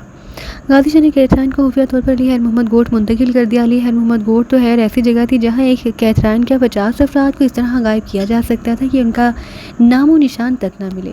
بہرحال کیتھرائن قید خانے میں تھی اور بالکل بے بس ہو چکی تھی۔ ابھی تک غازی شاہ نے اسی گرفتاری کے بعد اس سے ملاقات نہیں کی۔ دلمراد کو مکمل طور سے شمیلہ کے حوالے کر دیا گیا تھا اور شمیلہ اپنی محبت اور ممتا کو سمندر سے زیادہ گہرا بنائے ہوئے تھی۔ ناگی بابا بھی خوش تھا۔ دین بخش کو خصوصی طور پر ان دونوں کی حفاظت کا ٹھیکہ دیا گیا۔ شرجیلہ ابھی تک علی خیر محمد گوٹ میں ہی تھی اور اپنے طور پر منصوبے بنا رہی تھی۔ اصل مسئلہ کیتھرائن کا تھا۔ کیتھرائن کا معاملہ ذرا مناسب صورتحال اختیار کرے تو باقی تمام معاملات دیکھے جائیں۔ ان حالات میں اچانک ہی مرزا طارق بیگ علی خیر محمد گوٹ پہنچ گیا۔ وہ بھی اب ان لوگوں کے لیے ایک محترم شخصیت بن کر چکا تھا۔ چنانچہ اس کا بہترین استقبال کیا گیا۔ غازی شاہ اور مکرم شاہ سے شرجیلہ سے ملانے کے لیے لائے۔ مرزا طارق بیگ نے بڑے مؤدبانہ انداز سے شرجیلہ بیگم کو سلام کیا۔ ان دونوں نے ایک بار پھر مرزا طارق بیگ کا تعارف شرجیلہ سے کرایا تو شرجیلہ نے کہا، ہاں میں آپ کے بارے میں ان لوگوں سے بڑی تفصیل سے سن چکی ہوں۔ کیسے ہیں آپ؟ بہت جلد ہم آپ کو آپ کے اہل خانہ سمیت علی خیر محمد گوٹ میں خوش آمدید کہنا چاہتے ہیں۔ ہزاروں بار حاضری دوں گا، شاید آپ کو تمام تر صورتحال کے بارے میں علم ہو۔ تمام طور تو نہیں، اصل میں یہ دن ہماری زندگی کے بڑے الجھے ہوئے دن ثابت ہو رہے ہیں۔ ہم اپنے حالات کا تذکرہ آپ سے کیا کریں، بس یہ سمجھ لیجئے کہ اپنی بقا کے سلسلے میں سرگرداں ہیں۔ ہاں مرزا طارق بیگ صاحب اور خاندان کے کسی ایک فرد سے اگر کوئی ایسی غلطی ہو جائے جس کا عدالت ممکن نہ ہو تو سارے خاندان کو بھگتنا پڑتا ہے۔ بہرحال یہ ساری باتیں اپنی جگہ، لیکن کچھ ایسی صورتحال پیش آ گئی ہے کہ مجھے آپ کے پاس آنا پڑا۔ ہاں ہاں کہیے۔ شرجیلہ بیگم، آپ کو اس بارے میں پتہ نہیں کچھ معلوم ہے یا نہیں؟ میں آپ کو ذرا سی تفصیل بتا دوں۔ بیگم صاحب، علی خیر محمد آپ کا پوتا جن الجھنوں میں پھنسا ہے اس کے بارے میں آپ کو پتہ ہوگا۔ معاف کیجیے گا، چونکہ تھوڑے بہت آپ کے خاندانی معاملات میرے علم میں ہیں، اس لیے میں اس موضوع پر ذرا کھل کر گفتگو کر رہا ہوں آپ سے۔ آپ کے انگریز بہو نے جو کام کیا اس نے بڑی الجھنیں پیدا کر دی تھیں۔ بیچارے بچے کو قاتل بنا دیا گیا۔ بہرحال آپ کے اور میرے تعلقات بہت ہیں، لیکن آپ جانتے ہیں کہ اگر ہم نے ان تعلقات کو استعمال کر کے علی خیر محمد کی زندگی بچانے کی کوشش کی تو زندگی بھر بلیک میل ہوتے رہیں گے۔ ہم اس بلیک میلنگ کا خاتمہ کرنا چاہتے ہیں۔ میں نے بلکہ تھوڑی تفصیل اور بتا دوں آپ کو، فضل شاہ نے علی خیر محمد کو ایک نام اور نیا رنگ دے کر کراچی منتقل کیا تھا۔ میں نے اس کی تکمیل کر دی ہے۔ مکرم شاہ صاحب، اگر آپ اپنے بیٹے پر اپنی اولاد ہونے کا دعویٰ خود بھی کرتے ہیں تو آپ اسے ثابت نہیں کر سکیں گے کہ وہ آپ کا بیٹا ہے، کیونکہ وہ کینیا میں پیدا ہوا، وہاں اس نے پرورش پائی۔ اس کی اور اس کے باپ کی زندگی کے 62 سال کینیا کی حکومت کے ریکارڈ میں داخل ہو چکے ہیں اور وہ اپنا کاروبار فروغ کر کے یہاں آ چکا ہے۔ اب اگر اس کی کاروباری معاملات کا بھی جائزہ لیا جائے تو یہ تمام باتیں ثابت ہو جائیں گی۔ میں نے یہ کام کر دکھایا ہے، یہ دیکھیے۔ مرزا صاحب، آپ لوگ تو سائیں کمال کے لوگ ہوتے ہو۔ میری سمجھ میں نہیں آتا کہ حکومت کینیا پر آپ کی حکمرانی کب رہی۔ خیر علی خیر محمد کو تو یہ لوگ مجھ سے چھین ہی چکے ہیں، میں اسے صبر کر چکا تھا، لیکن اب کم از کم یہ بات تو میری کو سکون دیتی رہے گی کہ میرا بیٹا زندہ سلامت ہے اور بہرحال جس طرح بھی ہے وقت گزار رہا ہے۔ ہاں سائیں، یہی زیادہ اچھا ہے۔ دیکھیے نا، ہم ان بچوں کے لیے تو قربانیاں دیتے ہی رہتے ہیں۔ اب مجھے دیکھیے، میں نے اپنے بیٹے کے لیے یہ ساری قربانیاں دی ہیں، جبکہ مجھے اس سلسلے میں کوئی لالچ نہیں۔ اس کے ساتھ ساتھ میرے دشمن کو بھی بدترین شکست پہنچ رہی ہے۔ اس کے بعد وہ میرے لیے خوشی کا باعث، اور سنیے، میں چاہتا ہوں کہ جلد از جلد ان دونوں کی شادی کر دی جائے۔ آپ سے اجازت لینے آیا ہوں۔ مکرم شاہ نے حیرت سے صرف اسے دیکھا اور بولا، مگر میں سائیں، آپ بیگم صاحبہ، آپ اور غازی شاہ، آپ کیونکہ آپ علی خیر محمد کے چچا ہو۔ یہ بات تو آپ لوگ جانتے ہو کہ علی خیر محمد کو اب آپ علی خیر محمد کے نام سے نہیں پکار سکتے، اس کا نام شہزادہ خرم ہی رہے گا۔ سائیں، وہ زندہ سلامت ہے، آپ کے سامنے، جب چاہو اس سے مل سکتے ہو، جب چاہو اسے بلا سکتے ہو۔ رشتے پیدا کرنا کون سی بڑی بات ہے، بات صرف قانون کی زبان بند کرنے کی ہے، وہ بھی اس لیے کہ ہم اپنے بچے کی زندگی چاہتے ہیں، کیونکہ وہ بے گناہ ہے۔ بہرحال آپ لوگ اپنے طور پر مصروف رہو، میں یہ کام جلد از جلد کر لینا چاہتا ہوں۔ اور سنیے، مجھے افسوس ہوگا کہ اگر آپ لوگ اس شادی میں شریک نہیں ہوں گے۔ ہمارا اور آپ کا واسطہ تو بعد میں پڑے گا، جب ہم سارے حالات ٹھیک کر لیں گے۔ سائیں، آپ اپنے طور پر فیصلہ کر کے اس کا جواب دو کہ کیا میں اس کے لیے تیاریاں شروع کر دوں۔ میں فضل شاہی کی مرضی کے مطابق سارے کام کروں گا اور اس کے بعد فضل شاہ کو منہ کی کھانی پڑے گی۔ مکرم شاہ نے ایک لمحے کے لیے کچھ کہنا چاہا، لیکن غازی شاہ جلدی سے بولا، سائیں مکرم شاہ، آپ ایسا کرنے دو مرزا صاحب کو، اس سے ہم سب کی بھلائی ہے۔ مکرم شاہ نے گردن ہلا دی تو شرجیلہ نے کہا، ہاں مکرم شاہ، حسرتیں تو ہمارے دل میں بھی بہت سی ہیں، لیکن اس وقت علی خیر محمد کی زندگی کے لیے یہ سب بہت ضروری ہے۔ ٹھیک ہے بیگم صاحب، اگر آپ لوگوں کو کوئی اعتراض نہیں تو مجھے کیا اعتراض ہے۔ سب ایک دوسرے سے گلے ملے۔ مرزا طارق بیگ مٹھائی کا ٹوکرا لے کر آیا تھا۔ مٹھائی اندر آئی، آنکھوں میں آنسو اور منہ میں لڈو، ایک نئی مثال قائم ہوئی تھی۔ مرزا طارق بیگ کے چلے جانے کے بعد مکرم شاہ، شرجیلا اور غازی شاہ خاموش بیٹھے رہے۔ سب کے چہرے پر عجیب سے تاثرات تھے۔ ان دنوں وہ لوگ جس ذہنی بحران سے گزر رہے تھے، کچھ سمجھ میں نہیں آتا تھا کہ کیا کیا جائے۔ بہرحال مکرم شاہ نے ایک ٹھنڈی سانس لے کر کہا، اللہ تعالیٰ کا کوئی کام مصلحت سے حال ہی نہیں ہوتا۔ میرا بیٹا زندہ ہے۔ افریشم، کیا تمہارے دل کو اس بات کی خوشی نہیں ہوگی کہ علی خیر محمد ہم میں ہے؟ نہ تو اسے سزائے موت ہونی ہے، نہ وہ کسی مشکل میں پڑے گا۔ بابا، علی خیر محمد گور سے کراچی کا فاصلہ ہی کتنا ہے؟ جب اپنی آنکھوں میں پیاس لگے گی، جا کر پیاس بجھا لیا کریں گے۔ مرزا طارق بیگ سے کہیں گے کہ وہ ہم سے دوستی استوار کریں، کبھی کبھی ہمارا بچہ ہمیں دکھایا کریں۔ سب کی آنکھوں میں آنسو آ گئے۔ غازی شاہ نے کہا، بڑے سائیں، اصولی طور پر تو ہونا یہی چاہیے کہ مجھے اور قید خان کو سزائے موت ملے، پر بابا معاف نہیں کروں گا میں اپنے آپ کو بھی۔ نہیں بیٹے، خدا نے ہمارے ساتھ کتنا بڑا احسان کیا کہ علی خیر محمد زندہ سلامت ہے اور تم راہ راست پر آ چکے ہو۔ بابا سائیں، میں پریشان ہوں کہ قید خان کے سلسلے میں کیا کیا جائے۔ دیکھو، سارے کام خوش اسلوبی سے ہونے دو، میں دیکھوں گا کہ کیا حل ہے۔ جو کچھ بھی کریں گے سوچ سمجھ کر ہی کریں گے۔ بہرحال ہمارے لیے سب سے بڑی خوشی کی بات یہ ہے کہ اللہ تعالیٰ نے اپنا فضل کرتے ہوئے ہمیں دل مراد دے دیا۔ علی خیر محمد گور سردار کے بغیر نہیں رہے گا۔ پہلے یہ سرداری میں تمہیں منتقل کروں گا اور اس کے بعد تم اپنے بیٹے کو۔ نہیں بڑے سائیں، یہ آپ کیا کہہ رہے ہیں؟ غازی شاہ زاروں قطار رونے لگا۔ مکرم شاہ نے ٹوٹے ہوئے لہجے میں کہا، ہمیں ایک چیز ہی مل گئی ہے، کیا کم ہے غازی شاہ؟ ہمیں علی خیر محمد کی زندگی مل گئی، ٹھیک ہے، سرداری اس کے نصیب میں نہیں تھی۔ غازی شاہ جب ان دونوں کے پاس سے اٹھا تو بڑا دل برداشتہ تھا۔ اپنی حویلی میں آیا تو قید خانے کے ملازم نے اطلاع دی کہ قید خان اسے ملنا چاہتی ہے۔ قید خان غازی شاہ قید خان کو قید کرنے کے بعد اس سے نہیں ملا۔ اس کے دل میں اب بھی نفرت کا طوفان تھا۔ بہرحال وہ قید خان کی جانب چل پڑا اور تھوڑی دیر کے بعد قید خانے میں داخل ہو گیا۔ اس کا خیال تھا کہ قید خان جنون کے انتہا کو پہنچی ہوئی ہوگی، بھوکی بلی کی طرح، اس لیے اپنے آپ کو تیار کیے ہوئے تھا۔ اب قید خان کے دل میں اس کے لیے ذرا بھی مروت نہیں تھی۔ اگر قید خان کو اپنی مرضی کے مطابق کام کرنے کا موقع مل جاتا تو لازمی بات تھی کہ وہ شمیلہ کو اپنے ہاتھ سے قتل کر دیتی، لیکن وہ حیران رہ گیا کہ قید خان آرام سے قید خانے سے ایک جگہ بیٹھی ہوئی ہے۔ اس کے آس پاس کھانے پینے کی چیزیں موجود تھیں، کیونکہ اس سلسلے میں غازی شاہ نے اپنے ملازموں کو ہدایت دے دی تھی کہ وہ جو کچھ بھی طلب کرے اسے کھانے پینے کے لیے دے دیا جائے۔ قید خان اس وقت بھی بیٹھی پھل کھا رہی تھی۔ وہ غازی شاہ کو دیکھ کر مسکرائی اور بولی، آؤ بے وفا محبوب۔ غازی شاہ خاموشی سے آگے بڑھتا چلا گیا۔ قید خان اسے دیکھتی رہی، پھر بولی، کچھ کھاؤ گے؟ ویسے تمہارے آدمی نے مجھے پھلوں کو کاٹنے کے لیے چھری نہیں دی، ان کا خیال ہے کہ شاید میں خودکشی کر لوں۔ چھوٹے سائیں، ایک بات کہوں آپ سے؟ ہم لوگ ہی کہوں گی، کیونکہ آپ نے مجھے اپنے آپ سے تو دور کر دیا۔ ہم فرنگی نسل کے لوگوں کی بات کر رہے ہیں۔ ہم لوگوں کو جب خودکشی کرنا ہوتی ہے نا تو ہم ایک کام کرتے ہیں، ہم خودکشی کی وجہ کو باقی نہیں رہنے دیتے۔ بیٹھو سائیں، بیٹھو، آرام سے بیٹھ کر باتیں کریں گے۔ اب ایسا بھی کیا، ہمارا تمہارا رشتہ تو قائم ہے نا؟ چکنی چپڑی باتیں مت کرو قید خان، کیا کہنا چاہتے ہو یہ بتاؤ۔ تو بیٹھ تو جاؤ سائیں، اتنا تو کر لو میرے لیے۔ غازی شاہ سے تھوڑے فاصلے پر بیٹھ گیا تو قید خان بولی، تمہاری پیاس دل میں اب بھی اسی طرح ہے سائیں جس طرح پہلے دن۔ پیاس تو نہ جانے تمہارے دل میں کس کس کے لیے ہے قید خان؟ فضل شاہ نے تمہیں اپنے بستر پر آنے کی دعوت دی تھی، جانتی ہو تم نے فضل شاہ سے کیا کہا تھا؟ غازی شاہ بولا۔ قید خان چونک کر اسے دیکھنے لگی۔ کیا مطلب سائیں؟ تم نے فضل شاہ سے کہا کہ یہ استعمال شدہ جسم تمہارے لیے بے مقصد ہے، تم اس طرح کے دوسرے جسم استعمال کر سکتے ہو، لیکن اگر تمہارے مفادات یکجا ہو جائیں تو تمہارے لیے زیادہ فائدہ مند رہیں گے۔ فضل شاہ تم سے ضد کرتا کہ نہیں، اسے تمہارا جسم چاہیے، تو میرا خیال ہے تمہیں اعتراض نہ ہوتا۔ کہتا ہے کہا لگا کر ہنسی اور پھر بولی، سائیں بات اصل میں یہ ہے کہ یہ تم لوگوں کی بے وقوفی ہے۔ کیا مطلب؟ دیکھو، انسان سر سے پاؤں تک ضرورت اور مجبوری کا پتلا ہے۔ جسم کا کوئی بھی حصہ اگر اپنے کسی مفاد کے لیے استعمال کیا جائے تو اتنی بری بات تو نہیں۔ زمین پر پڑی ہوئی کوئی چیز بھی اپنے ہاتھوں سے اٹھاتے ہوئے ہاتھ استعمال کرتے ہو، اس تک جانے کے لیے پیروں کا استعمال کرتے ہو، اسے دیکھنے کے لیے آنکھوں کا استعمال کرتے ہو، اسے سوچنے کے لیے دماغ کا استعمال کرتے ہو۔ کسی چیز کو چکھنے کے لیے زبان اور ہونٹوں کا استعمال کرتے ہو سائیں، یہ استعمال تو ایک مجبوری ہے، اسی طرح جسم کی تمام اعضاء استعمال کیے جا سکتے ہیں۔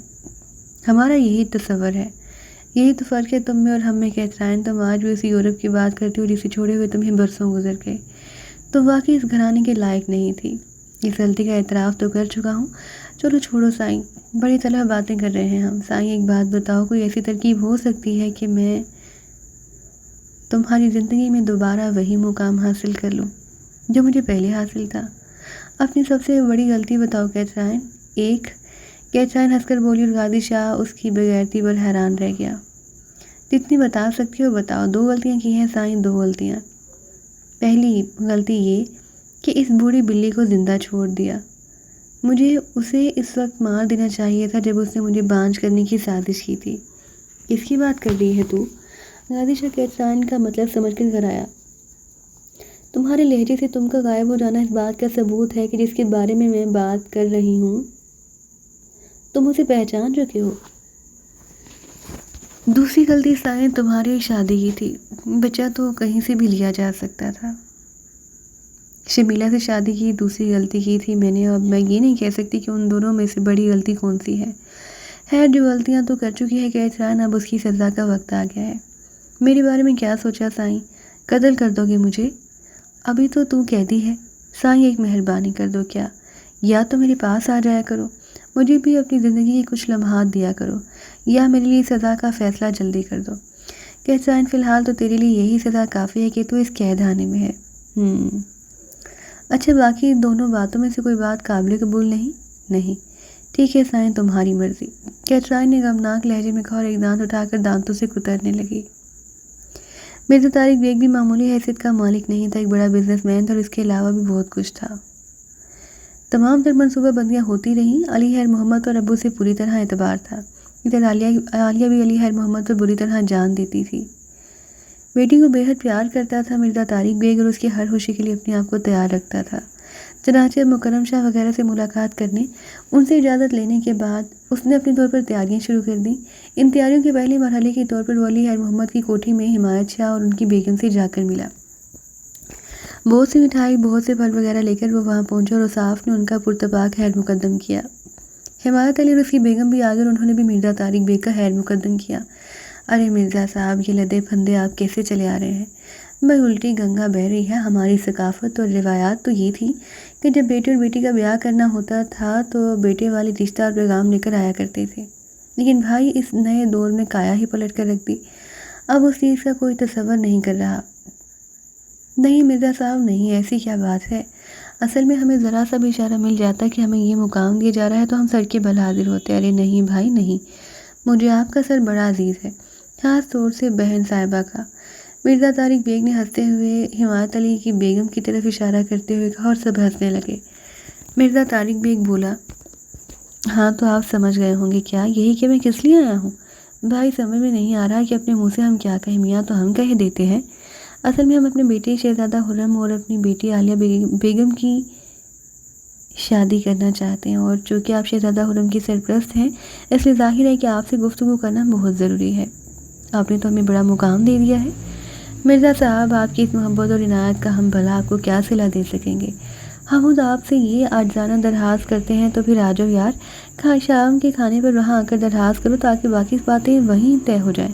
ضرور حاضری دیں کہ یہ ہماری خوش قسمتی ہوگی۔ مرزا طارق بیگ تھوڑی سی ضیافت کے بعد رخصت کر دیے گئے۔ حمایت علی اور اس کی بیگم خوشی سے اچھل پڑے۔ اوصاف کو بلایا گیا، علی خیر محمد کو اس گفتگو میں شریک نہیں کیا گیا۔ تم جانتے ہو کہ ہم کون ہیں اور تم کون ہو؟ حمایت شاہ نے اوصاف سے کہا۔ ہاں جناب، کیوں نہیں۔ اس سلسلے میں فوری طور پر فضل شاہ صاحب سے رابطہ قائم کرنا بے حد ضروری ہے۔ امیر شاہ نے ٹیلی فون پر رابطہ قائم کیا۔ امیر شاہ کوٹھی پہنچ گیا۔ جاری کام بن گیا، جو ذمہ داری میرے سپرد کی گئی تھی ہم نے خوش اسلوبی سے پوری کر ڈالی۔ کیا مطلب؟ مرزا طارق بیگ اپنی بیٹی کا رشتہ لے کر آئے تھے کیا؟ امیر شاہ خوشی سے اچھل پڑا۔ ہاں باپ، فوری طور پر فضل شاہ صاحب سے رابطہ قائم کر کے ہمارے لیے ہدایات حاصل کیجیے۔ تم شام کو وہاں جا رہے ہو؟ آپ بتائیے۔ جانا ہے بھائی جانا ہے، یہ کام تو تم کرو اور سنو، یہ اجازت تو میں تمہیں دیتا ہوں کہ جتنی جلدی مرزا طارق بیگ یہ رشتہ کرنا چاہے تم ہاں کر دو، جتنی بھی جلدی ممکن ہو سکے۔ آپ کا حکم ہے جناب؟ ہاں بالکل۔ تو پھر ٹھیک ہے، میں شام کو جا رہا ہوں، اور سنو صاحب، تمہیں اس سلسلے میں ساری تیاریاں مکمل کرنی، اور امیر شاہ صاحب آپ مجھے اس سلسلے میں کچھ ہدایات دیں گے۔ ابھی نہیں، اب تو یہ کام بہت ارجنٹ ہو گیا، ہو سکتا ہے میں کوٹ جا کر پھر واپس آ جاؤں۔ بہرحال رات کو جب تم وہاں سے واپس آؤ گے تو میں تمہیں کوٹھی میں ہی ملوں گا۔ ٹھیک ہے، ہمایت شاہ نے کہا۔ امیر شاہ نے فوری طور پر گوشت روانگی کا بندوبست کیا اور آخرکار وہ فضل شاہ کے پاس پہنچ گیا۔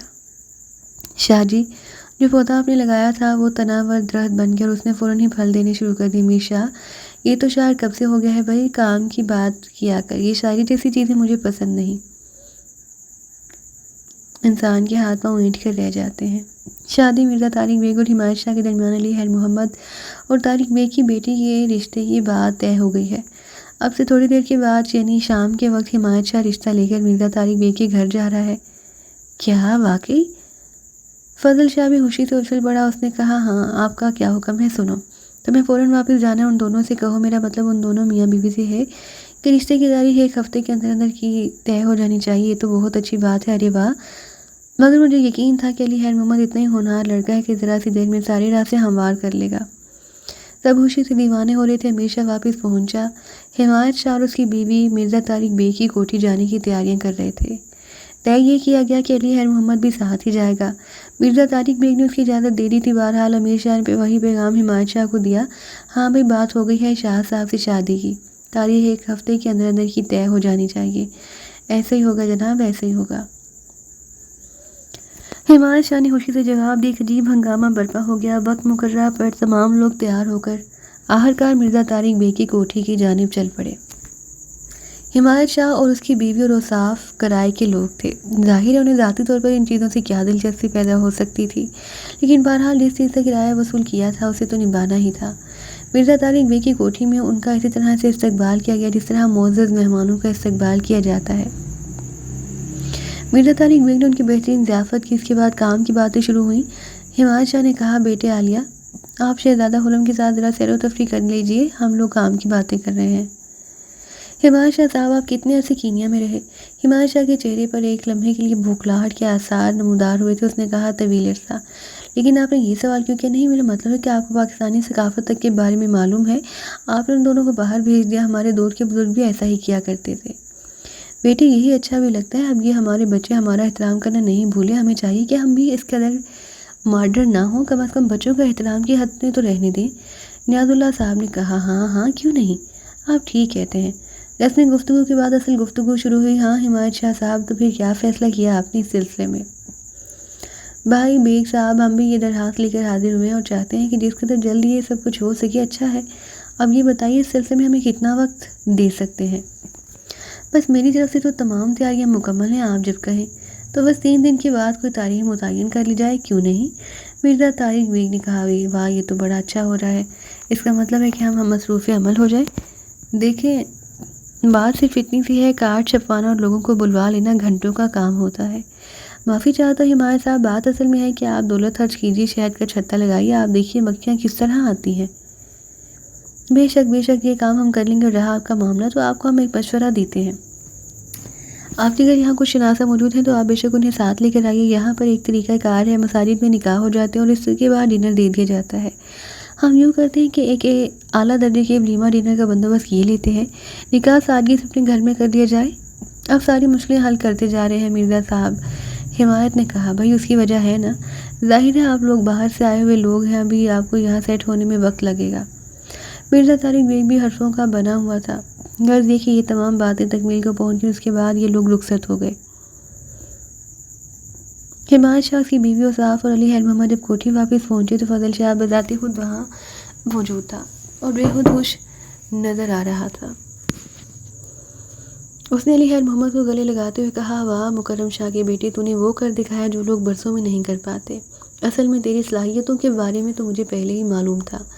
جو بچہ چھوٹی سی عمر میں بندے کو پھڑکا دے وہ معمولی شخصیت تو نہیں ہو سکتی۔ تو واقعی اس قابل ہے کہ تجھے سونے میں تولا جائے، مگر آپ غلطی کر رہے ہیں شاہ صاحب۔ کیا آپ مجھے مکرم شاہ کا بیٹا کہہ رہے ہیں، جبکہ ہم لوگوں نے اپنے ذہن میں بٹھا لیا کہ ہم کینیا سے آئے ہیں اور یہاں سے ہمارا کوئی تعلق نہیں؟ فضل شاہ نے کہہ لگایا۔ بہت دیر تک وہ لوگ گفتگو کرتے رہے۔ ساری تفصیلات سننے کے بعد فضل شاہ نے کہا، سارے کام خود بخود ہو رہے ہیں، بلکہ یوں کہنا چاہیے کہ بیچارہ مرزا طارق بیگ خود چوہے دان کی طرف دوڑ رہا ہے، آنے دو۔ آنے دو، یہ کہہ کر فضل شاہ خوب ہنسا اور دیر تک یہ ہنگامہ پرور محفل جاری رہی۔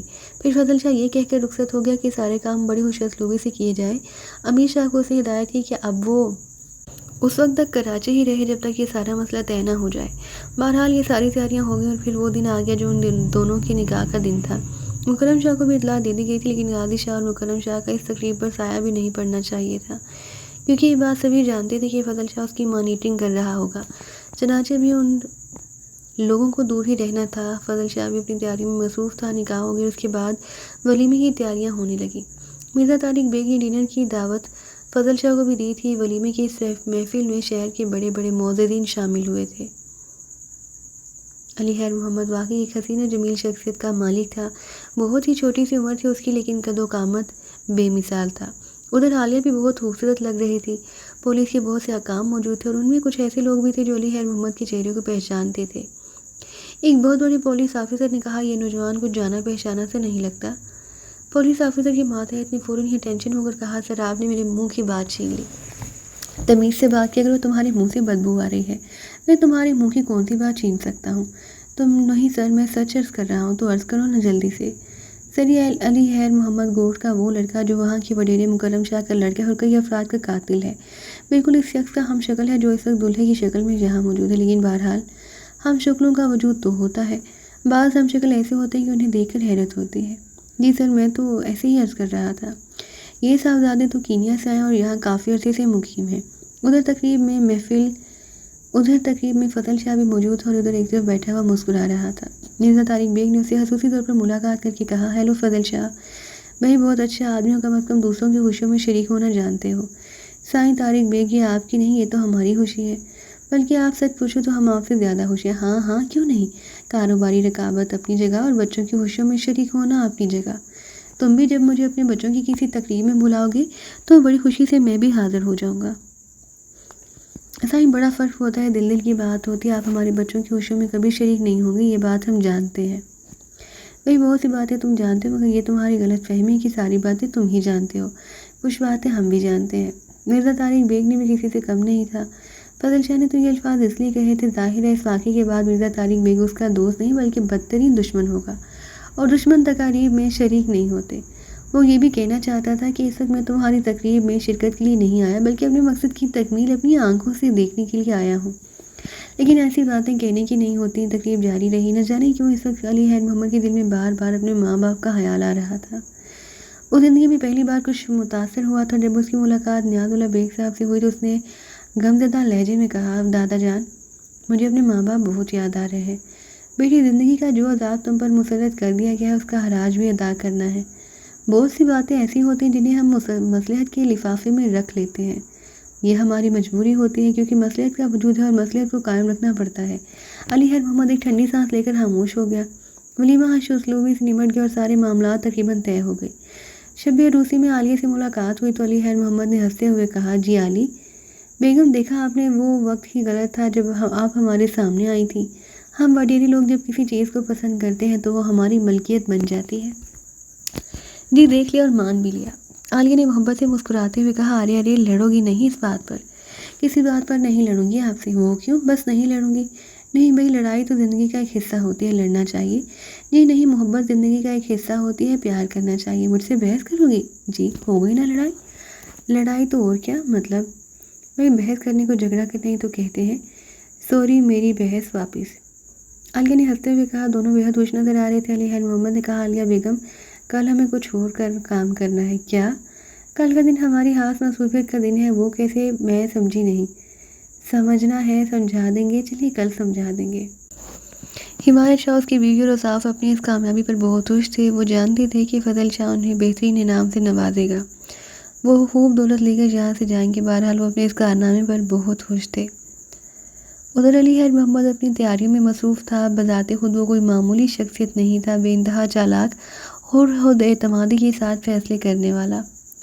اس نے عالیہ سے کہا، عالیہ ڈیئر، حقیقت یہ ہے کہ تم سے محبت کرنے کے بعد اور تمہیں اپنی زندگی میں شامل کرنے کے بعد میرا نظریہ زندگی ہی تبدیل ہو گیا۔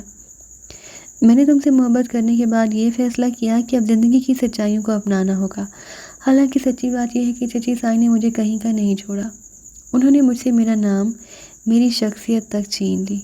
لیکن خیر وہ الگ بات ہے، مجھے سب سے زیادہ دکھ اس بات کا ہے کہ انہوں نے مجھ سے میرے ماں باپ چھین لیے۔ نہیں حرم، ایسی بات نہیں، برائی تم نے نہیں کی، برائی تم سے کرائی گئی تھی۔ بے شک بعض اوقات نام زندگی پر اس طرح مسلط ہو جاتے ہیں کہ زندگی اجیرن ہو کر رہ جاتی ہے۔ شہزادہ حرم کا نام حاصل کرنے کے بعد میں تو یہی سمجھتی ہوں کہ تمہاری زندگی پر سے وہ گرہن ہٹ گیا جس نے تمہاری زندگی کو کھانا شروع کر دیا تھا۔ مجھے کوئی سردار شخص نہیں بننا یا سردار کی بیوی نہیں بننا، ہمارے پاس اللہ کا دیا سب کچھ ہے، ہم خود کراچی کی اس جدید زندگی میں اپنا مقام بنائیں گے، مگر مجھے میرے ماں باپ کا دکھ ہے۔ نہیں حرم، وقت کے ساتھ ساتھ ہر زخم ٹھیک ہو جاتا ہے، ماں باپ بھلا کوئی بھولنے کی چیز ہے؟ ہم انہیں اپنے سر کا تاج بنائیں گے، ہم ان کے قدموں میں ہی زندگی گزاریں گے، بس ذرا سے بدلے ہوئے نام کے ساتھ تم یہ بتاؤ مجھے کب ان کے پاس لے جاؤ گے؟ میں چھوٹی بیگم سائیں اور بڑی بیگم سائیں سے ملنا چاہتی ہوں، میں بڑے سائیں مکرم شاہ سے بھی ملنا چاہتی ہوں، چچا قاضی شاہ سے بھی ملنا چاہتی ہوں۔ یہی تو تم سے کہنا چاہ رہا تھا۔ کیا مطلب؟ آج ہی رات ہم چل رہے ہیں۔ کیا مطلب؟ ہم آج رات ہی چل رہے ہیں۔ کہاں؟ علی خیر محمد کوٹ۔ مجھے کوئی اعتراض نہیں، آپ میرے شوہر ہیں، بس جو فیصلہ آپ کرو گے میں اس کے لیے دل و جان سے حاضر ہوں، نتیجہ اچھا نکلے یا برا۔ میں تو بس سب یہ جانتی ہوں کہ شہزادہ حرم مجھ سے جو کچھ کہیں گے اس کی تکمیل کرنا میری زندگی کا پہلا فرض ہے۔ بہت اچھے ہو تم لوگ، دادا جان بھی بہت اچھے ہیں۔ صحیح بات تو یہ ہے کہ دادا جان کی چند جملوں نے میری بڑی رہنمائی کی ہے۔ میں تیاریاں کرتا ہوں اور تیاریاں بھی خوب تھیں۔ رات کو 11:30 بجے ایک آخری لاری، اسے بس کہنا مناسب نہیں، ایک آخری لاری ہی کہیں گے۔ سندھ کے پرانے علاقوں میں پرانے طرز کی لاریاں آج بھی چلتے ہیں، ویسے تو جدید ترین بسیں موجود ہیں لیکن ان لاریوں کا بھی معقول بندوبست ہے۔ چنانچہ ایک لاری سے ایک برقع پوش عورت اور ایک میلے کے چیلے کپڑوں ملبوس نوجوان شخص جس کی مونچھیں 100% نقلی تھیں سفر کر رہے تھے۔ نوجوان کے بدن سے پسینے کی بدبو اٹھ رہی تھی، عورت کا برقع بھی پھٹا پرانا ہی تھا۔ یہ لوگ علی خیر محمد گوٹھ پر اترے اور رات کی تاریکی میں سفر کیا جانے لگا۔ کھیتوں اور کھلیانوں کے بیچ میں سے گزر کر یہ ایک عظیم الشان حویلی کے پچھلے حصے میں پہنچے۔ برقعے میں لپٹی ہوئی عالیہ تھی اور میلا کچیلا نوجوان علی خیر محمد۔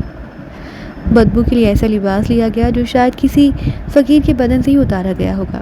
عالیہ راستے بھر کوڑچے چلی آئی تھی۔ حویلی کے پچھلے حصے میں پہنچ کر علی خیر محمد نے ایک چھوٹے سے درخت کے پاس پہلا قیام کیا اور ہنس کر عالیہ سے بولا، چل رہی عالیہ؟ میرے ہاتھوں پر چڑھ اور اس دیوار پر چڑھ کر دوسری طرف کود جا۔ ارے باپ رے باپ، ایسا تو میں نے کبھی نہیں کیا۔ ارے چھوڑو، اب تم ایک غریب سندھ کی بیوی ہو، طاقتور توانا تندرست، چلو اندر کود جاؤ۔ بہرحال عالیہ اندر کود گئی تو علی خیر محمد بھی اندر آ گیا۔ رات بہت زیادہ گہری نہیں ہوئی تھی۔ علی خیر محمد جانتا تھا کہ حویلی کے مکین کب تک جاگتے ہیں اور کب تک سوتے ہیں۔ ابھی تو یہاں کے لوگ بہت دیر تک جاگیں گے، لیکن اسے راہداری اور غلام گردشوں میں محتاط طریقے سے سفر کرتے ہوئے خاصی مشکل کا سامنا کرنا پڑا، چونکہ ملازمین ادھر سے ادھر آ جا رہے تھے۔ حویلی میں لاتعداد کمرے تھے جو خالی پڑے تھے۔ چھپنے کے لیے ایسے کمروں کا سہارا لینا پڑتا تھا، یہاں تک کہ وہ شرجیلا بیگم سائیں کے کمرے کے دروازے پر پہنچ گئے۔ تب علی خیر محمد نے دروازے پر دستک دی۔ دروازہ بند نہیں تھا، اندر سے شرجیلا کی آواز سنائی دی، آ جاؤ، کون ہے؟ علی خیر محمد دروازہ کھول کر اندر داخل ہو گیا۔ عالیہ بھی اس کے پیچھے پیچھے تھی۔ شرجیلا نے اس برقع پوش عورت اور اس بدبودار شخص کو ناک سیکڑ کر دیکھا اور بولی، ارے کون ہو تم اور حویلی میں کیسے گھس آئے؟ بیگم سائیں کی خیر، بھکاری ہیں، بھیک مانگنے آئے ہیں۔ پاگل ہو تم، اندر کیسے آ گئے تم؟ شرجیلا نے علی خیر محمد کے بدلے ہوئے لہجے کو نہیں پہچانا۔ پیچھے ایک دروازہ ہے، بڑی بیگم سائیں اس دروازے سے اندر آ گئے ہیں۔ ویسے تو بڑے دروازے سے ہمیں کوئی اندر آنے نہیں دیتا، میں بلاتی نوکروں کو، یہ کیا بدتمیزی ہے؟ اگر تمہیں کچھ مانگنا ہی تھا تو باہر کھڑے ہو کر مانگتے۔ کچھ رشتے ایسے ہوتے ہیں بڑی بیگم سائیں جن میں باہر کا کوئی کام نہیں ہوتا، ساری باتیں اندر کی ہوتی ہیں۔ اس بار علی خیر محمد اپنے اصل لہجے میں بولا۔ شرجیلا نے چونک کر اسے دیکھا اور اس کی پیشانی شکن آلود ہو گئی، اسے یہ لہجہ جانا پہچانا محسوس ہوا۔ ارے کیا دیکھ رہی ہو، سلام کرو بڑی بیگم سائیں کو۔ عالیہ نے برقع اتارا، لباس وہ بالکل ہی معمولی سا پہنے ہوئے تھی جو علی خیر محمد نے اسے مہیا کیا تھا، لیکن چہرے کو کہاں لے جاتی۔ شرجیلا بیگم نے اسے دیکھا، پھر علی خیر محمد کو آنکھیں پھاڑ کر دیکھا، پھر علی خیر محمد نے اپنے چہرے سے مونچھیں اور سندھی اسٹائل کی ٹوپی اتار دی۔ پھر شرجیلا بیگم اچھل کر کھڑی ہو گئی، میرا بچہ، میرا بیٹا۔ اس کے بعد اس نے ان دونوں کو اپنے بازو میں بھر لیا۔ ارے تم اتنا بڑا خطرہ مول لے لیا؟ دل پر چھریاں چل رہی تھی بڑی بیگم سائیں، آپ کے بغیر شادی کر بیٹھا میں، پر قصور میرا نہیں۔ بیگم سائیں آپ لوگ خود میری حفاظت نہیں کر سکے، ماں اور بابا کو ادھر ہی بلا لو، میری بہنوں کو بھی بلا لو، میرا بھی تو ان سے واسطہ نہیں رہا۔ پھر تھوڑی دیر کے بعد آفریشم مکرم شاہ، غازی شاہ اور آفریشم کی دونوں بیٹیاں اندر آ گئیں۔ سب کے سب بری طرح جذباتی ہو گئے تھے، سبھی آنسو بہا رہے تھے۔ علی خیر محمد نے کہا، دیکھو بابا، ہم لوگ آپ کی دعائیں اور آپ کی محبتیں لینے آئے ہیں، ہمیں آنسو نہ دو۔ نہیں رہا جا رہا تھا ہم سے۔ تو یہ کپڑے کہاں سے لے آیا علی خیر محمد؟ 100 روپے میں اپنے خریدے اور 50 روپے میں عالیہ کے کپڑے خریدے ہیں۔ ایک فقیر پہنے پھر رہا تھا، کلفٹن پر بیٹھا ہوتا ہے، 100 روپے دے کر اس سے کپڑے لیے اور اسے نئے کپڑے بھی دے دیے۔ اس طرح اس کو بیوی کو بھی 50 روپے، اس طرح 150 روپے میں یہ کپڑے لیے۔ اسی روپے کا برقع لیا، 80 روپے کا۔ 80 روپے یہاں تک آنے میں لاری میں خرچ ہوئے۔ علی خیر محمد کے الفاظ ماحول کو تھوڑا سا بدل دیا۔ بہرحال وہ یہاں آ کر بہت خوش تھا۔ شرجیلا نے کہا، عالیہ بیٹے، تیرے لیے اتنا کچھ موجود ہے میرے پاس کہ جب ہم تجھے پہنائیں گے تو تیرے پاس رکھنے کی جگہ بھی نہیں ہوگی، مگر مصلحت ابھی اس کی اجازت نہیں دیتی۔ بڑی بیگم سائیں، آپ میرے گھر کو لاکھوں چیزوں سے بھر دیں، لیکن آپ کی دعائیں اور آپ کی محبت مجھے جو کچھ دے گی وہ مجھے کہیں سے حاصل نہیں ہو سکتا۔ عالیہ نے کہا، اور اس کی اس فراخ دلی اور محبت کے انداز نے سب کے دل مو لیے۔ یہ رات جاگنے کی رات تھی۔ صبح 5 بجے وہ دونوں اسی حلیے میں وہاں سے واپس چل پڑے۔ گھر والے بھی خوش ہو گئے۔ آفریشم نے، شرجیلا بیگم نے، غازی شاہ نے، سب نے بڑے پیار سے ان دونوں کو رخصت کیا۔ صاحب بہت سی باتوں کا شناسا تھا، ایک جوان آدمی ہونے کی حیثیت سے وہ اس ہونے والی کارروائی سے بہت خوش تھا، لیکن حمایت علی اور اس کی بیوی اب انتظار کر رہے تھے کہ انہیں ان کی محنت کا صلہ ملے۔ اور ایک دن جب عالیہ اور علی خیر محمد عادت کے مطابق سمندر کے کنارے سیر و تفریح کے لیے نکلے ہوئے تھے کہ ایک جیپ حویلی سے اندر داخل ہوگی اور اس سے 5-6 افراد نیچے اترے۔ بند جیپ سے نیچے اترنے والے ہاتھ سے سرکش اور ذرا وحشی قسم کے انسان معلوم ہوتے تھے۔ انہوں نے اوصاف حمایت شاہ اور اس کی بیوی کو پکڑ لیا اور گن پوائنٹ پر انہیں لا کر جیپ میں بٹھا دیا۔ اس کے بعد جیپ ہائی وے سے باہر نکل گئی۔ تینوں کے حواس گم ہو گئے تھے۔ ان کی سمجھ میں نہیں آ رہا تھا کہ انہیں اس طرح ان کے گھر سے اغوا کرنے والے کون ہیں۔ بڑا جارحانہ انداز تھا ان کا، زیادہ فاصلہ نہیں طے کیا گیا تھا۔ کوئی 10 ہی منٹ کے بعد وہ ایک عمارت کے پاس پہنچ کر اس کے اندر داخل ہو گئے۔ پھر انہیں عمارت کے تہہ خانے میں لایا گیا اور یہاں انہیں پیروں میں زنجیریں باندھ کر اسیر کر دیا گیا۔ کوئی 2 گھنٹے کے بعد مرزا طارق بیگ اور غیاث الدین ان سے ملے۔ مرزا طارق بیگ کو دیکھ کر حمایت شاہ کی آنکھیں حیرت اور خوف سے پھیل گئی۔ آپ سمدھی صاحب آپ؟ مرزا طارق بیگ آگے بڑھا اور اس نے الٹے ہاتھ سے ایک زوردار تھپڑ حمایت شاہ کے منہ پر رسید کر دیا۔ بے اوقات کتے، سمدھی ہوں میں تیرا، لیکن آپ یہ سب کچھ کیوں کیا آپ نے؟ حمایت شاہ، مجھے بہت پہلے تیری اصل شخصیت معلوم ہو چکی تھی۔ تو مرزا بیگ کے خلاف فضل شاہ کو اعلی کار بنا کر آ گیا تھا، لیکن فضل شاہ نے تجھے یہ نہیں بتایا کہ مرزا طارق بیگ کیا چیز ہے۔ میں نے تمہاری چال ناکام بنا دی۔ عالیہ خیر محمد شاہ سے محبت تو ضرور کرنے لگی، لیکن میں نے علی خیر محمد شاہ کو اس کی اصلیت اگلنے پر مجبور کر دیا، اور اب تم لوگوں کی ساری چالیں ناکام ہو چکی ہیں۔ لیکن فضل شاہ کو آخری ڈوز دینے کے لیے یہ ضروری تھا کہ تم تینوں کو وہاں سے ہٹا لیا جائے۔ اب فضل شاہ کو اس کی اصل تصویر دکھائی جائے گی اور تمہاری لاشیں کسی بھی دن سمندر سے برآمد ہو جائیں گی۔ لوگ یہی سمجھیں گے کہ تم کسی سمندری حادثے کا شکار ہوئے ہو۔ حمایت شاہ اور اوصاف پھوٹ پھوٹ کر رونے لگے۔ حمایت شاہ کی بیوی پر سکتا سا طاری ہو گیا۔ مرزا طارق بیگ ہنستا ہوا وہاں سے باہر نکل آیا۔ وہ بھی ایک خطرناک آدمی تھا، اور جب فضل شاہ کو اس بات کا یقین ہو گیا کہ اب صورتحال مکمل طور پر اس کے قبضے میں آ گئی ہے، تو پھر ایک دن وہ مرزا طارق بیگ کے گھر جا پہنچا۔ اسی قیمتی پجیرو مرزا طارق بیگ کی حویلی تک پہنچا، پھر وہ اجازت لے کر اندر داخل ہو گیا۔ مرزا طارق بیگ اس گھر میں ہی موجود تھے۔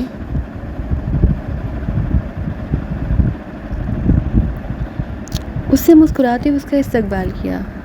آؤ فضل شاہ آؤ، میں سوچ رہا تھا کہ کہاں سو گئے تم، میں تو تمہارا بڑی بے چینی سے انتظار کر رہا تھا۔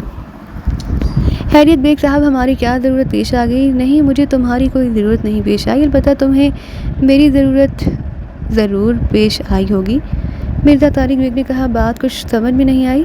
چھوڑو، اچھا یہ بتاؤ کیا بلائیں تمہیں؟ نہیں بیگ صاحب، میں ذرا کچھ اور بات کرنا چاہتا ہوں آپ سے۔ بولو بیگ صاحب، وہ جو کہتے ہیں نا کہ کبھی کے دن بڑے اور کبھی کی راتیں، میرا خیال ہے اب راتیں بڑی ہونے کا وقت آ گیا ہے۔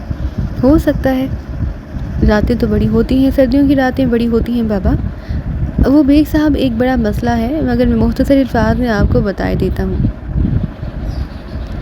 آپ کا داماد ہے نا، اس کا تعلق کینیا سے نہیں، علی خیر محمد نام ہے اس کا، اور جس گوٹ کا یہ باشندہ ہے اس کا نام بھی علی خیر محمد ہے۔ میں مختصر الفاظ میں آپ کو اس کے ماضی کی کہانی سنائے دیتا ہوں۔ یہ کہہ کر فضل شاہ نے علی خیر محمد کے بارے میں تمام تفصیل بتائی کہ وہ مکرم شاہ کا بیٹا ہے اور خدوانہ کے ساتھ رہ کر ڈاکے تک ڈال چکا ہے۔ اس نے کئی قتل کیے اور بہت خطرناک ہے وہ، لیکن سوال یہ پیدا ہوتا ہے کہ وہ نام بدل کر یہاں کیسے آیا؟ سائیں میں نے بھیجا تھا اسے، فضل شاہ نے مکاری سے ہنستے ہوئے کہا۔ تم نے؟ ہاں کیوں؟ اس لیے سائیں کہ وہ آپ کی بیٹی سے شادی کرے اور ہماری آگ کی مفادات ایک ہو جائیں، وہ آپ کو مجبور کرے اور آپ مجبور ہو جائیں۔ سائیں ہم نے مال لگایا ہے مال کمانے کے لیے، تو کیا چاہتے ہو تم؟ سائیں بہت سے ایسے مسئلے ہیں جن کے لیے ہم آپ مفاہمت کریں گے، لیکن پہلے آپ یہ بتائیے کہ آپ کو ہماری اس کاوش کا مزہ آیا یا نہیں؟ اصل بات یہ ہے فضل شاہ کہ پاگل تو تم ہمیشہ کے ہو، اور اب بھی تمہیں پاگل ہی سمجھتا ہوں۔ ایک پاگل کی باتوں کا کیا برا ماننا؟ معمولی سی بات یہ ہے کہ علی خیر محمد نام کی کسی شخص سے میں واقف نہیں۔ شہزادہ خرم کینیا سے آیا اور میں نے مکمل طور پر تصدیق کر لی ہے، کیا سمجھے؟ جواب میں فضل شاہ خوب ہنسا تھا، پھر اس نے کہا تو پھر ایسا کرتے ہیں کہ کارروائی کرتا ہوں، میں آپ کے داماد کو گرفتار کروا دیتا ہوں، اس کے بعد باقی باتیں ہو جائیں گی۔ ہاں یہ بالکل ٹھیک ہے۔ دوسری صورت یہ بھی ہو سکتی ہے کہ آپ سب سے پہلے اپنے ایک فائل پر کام کرنا چھوڑ دیجئے۔ جاؤ فضل شاہ، اب میں تمہیں چائے کے لیے بھی نہیں پوچھوں گا۔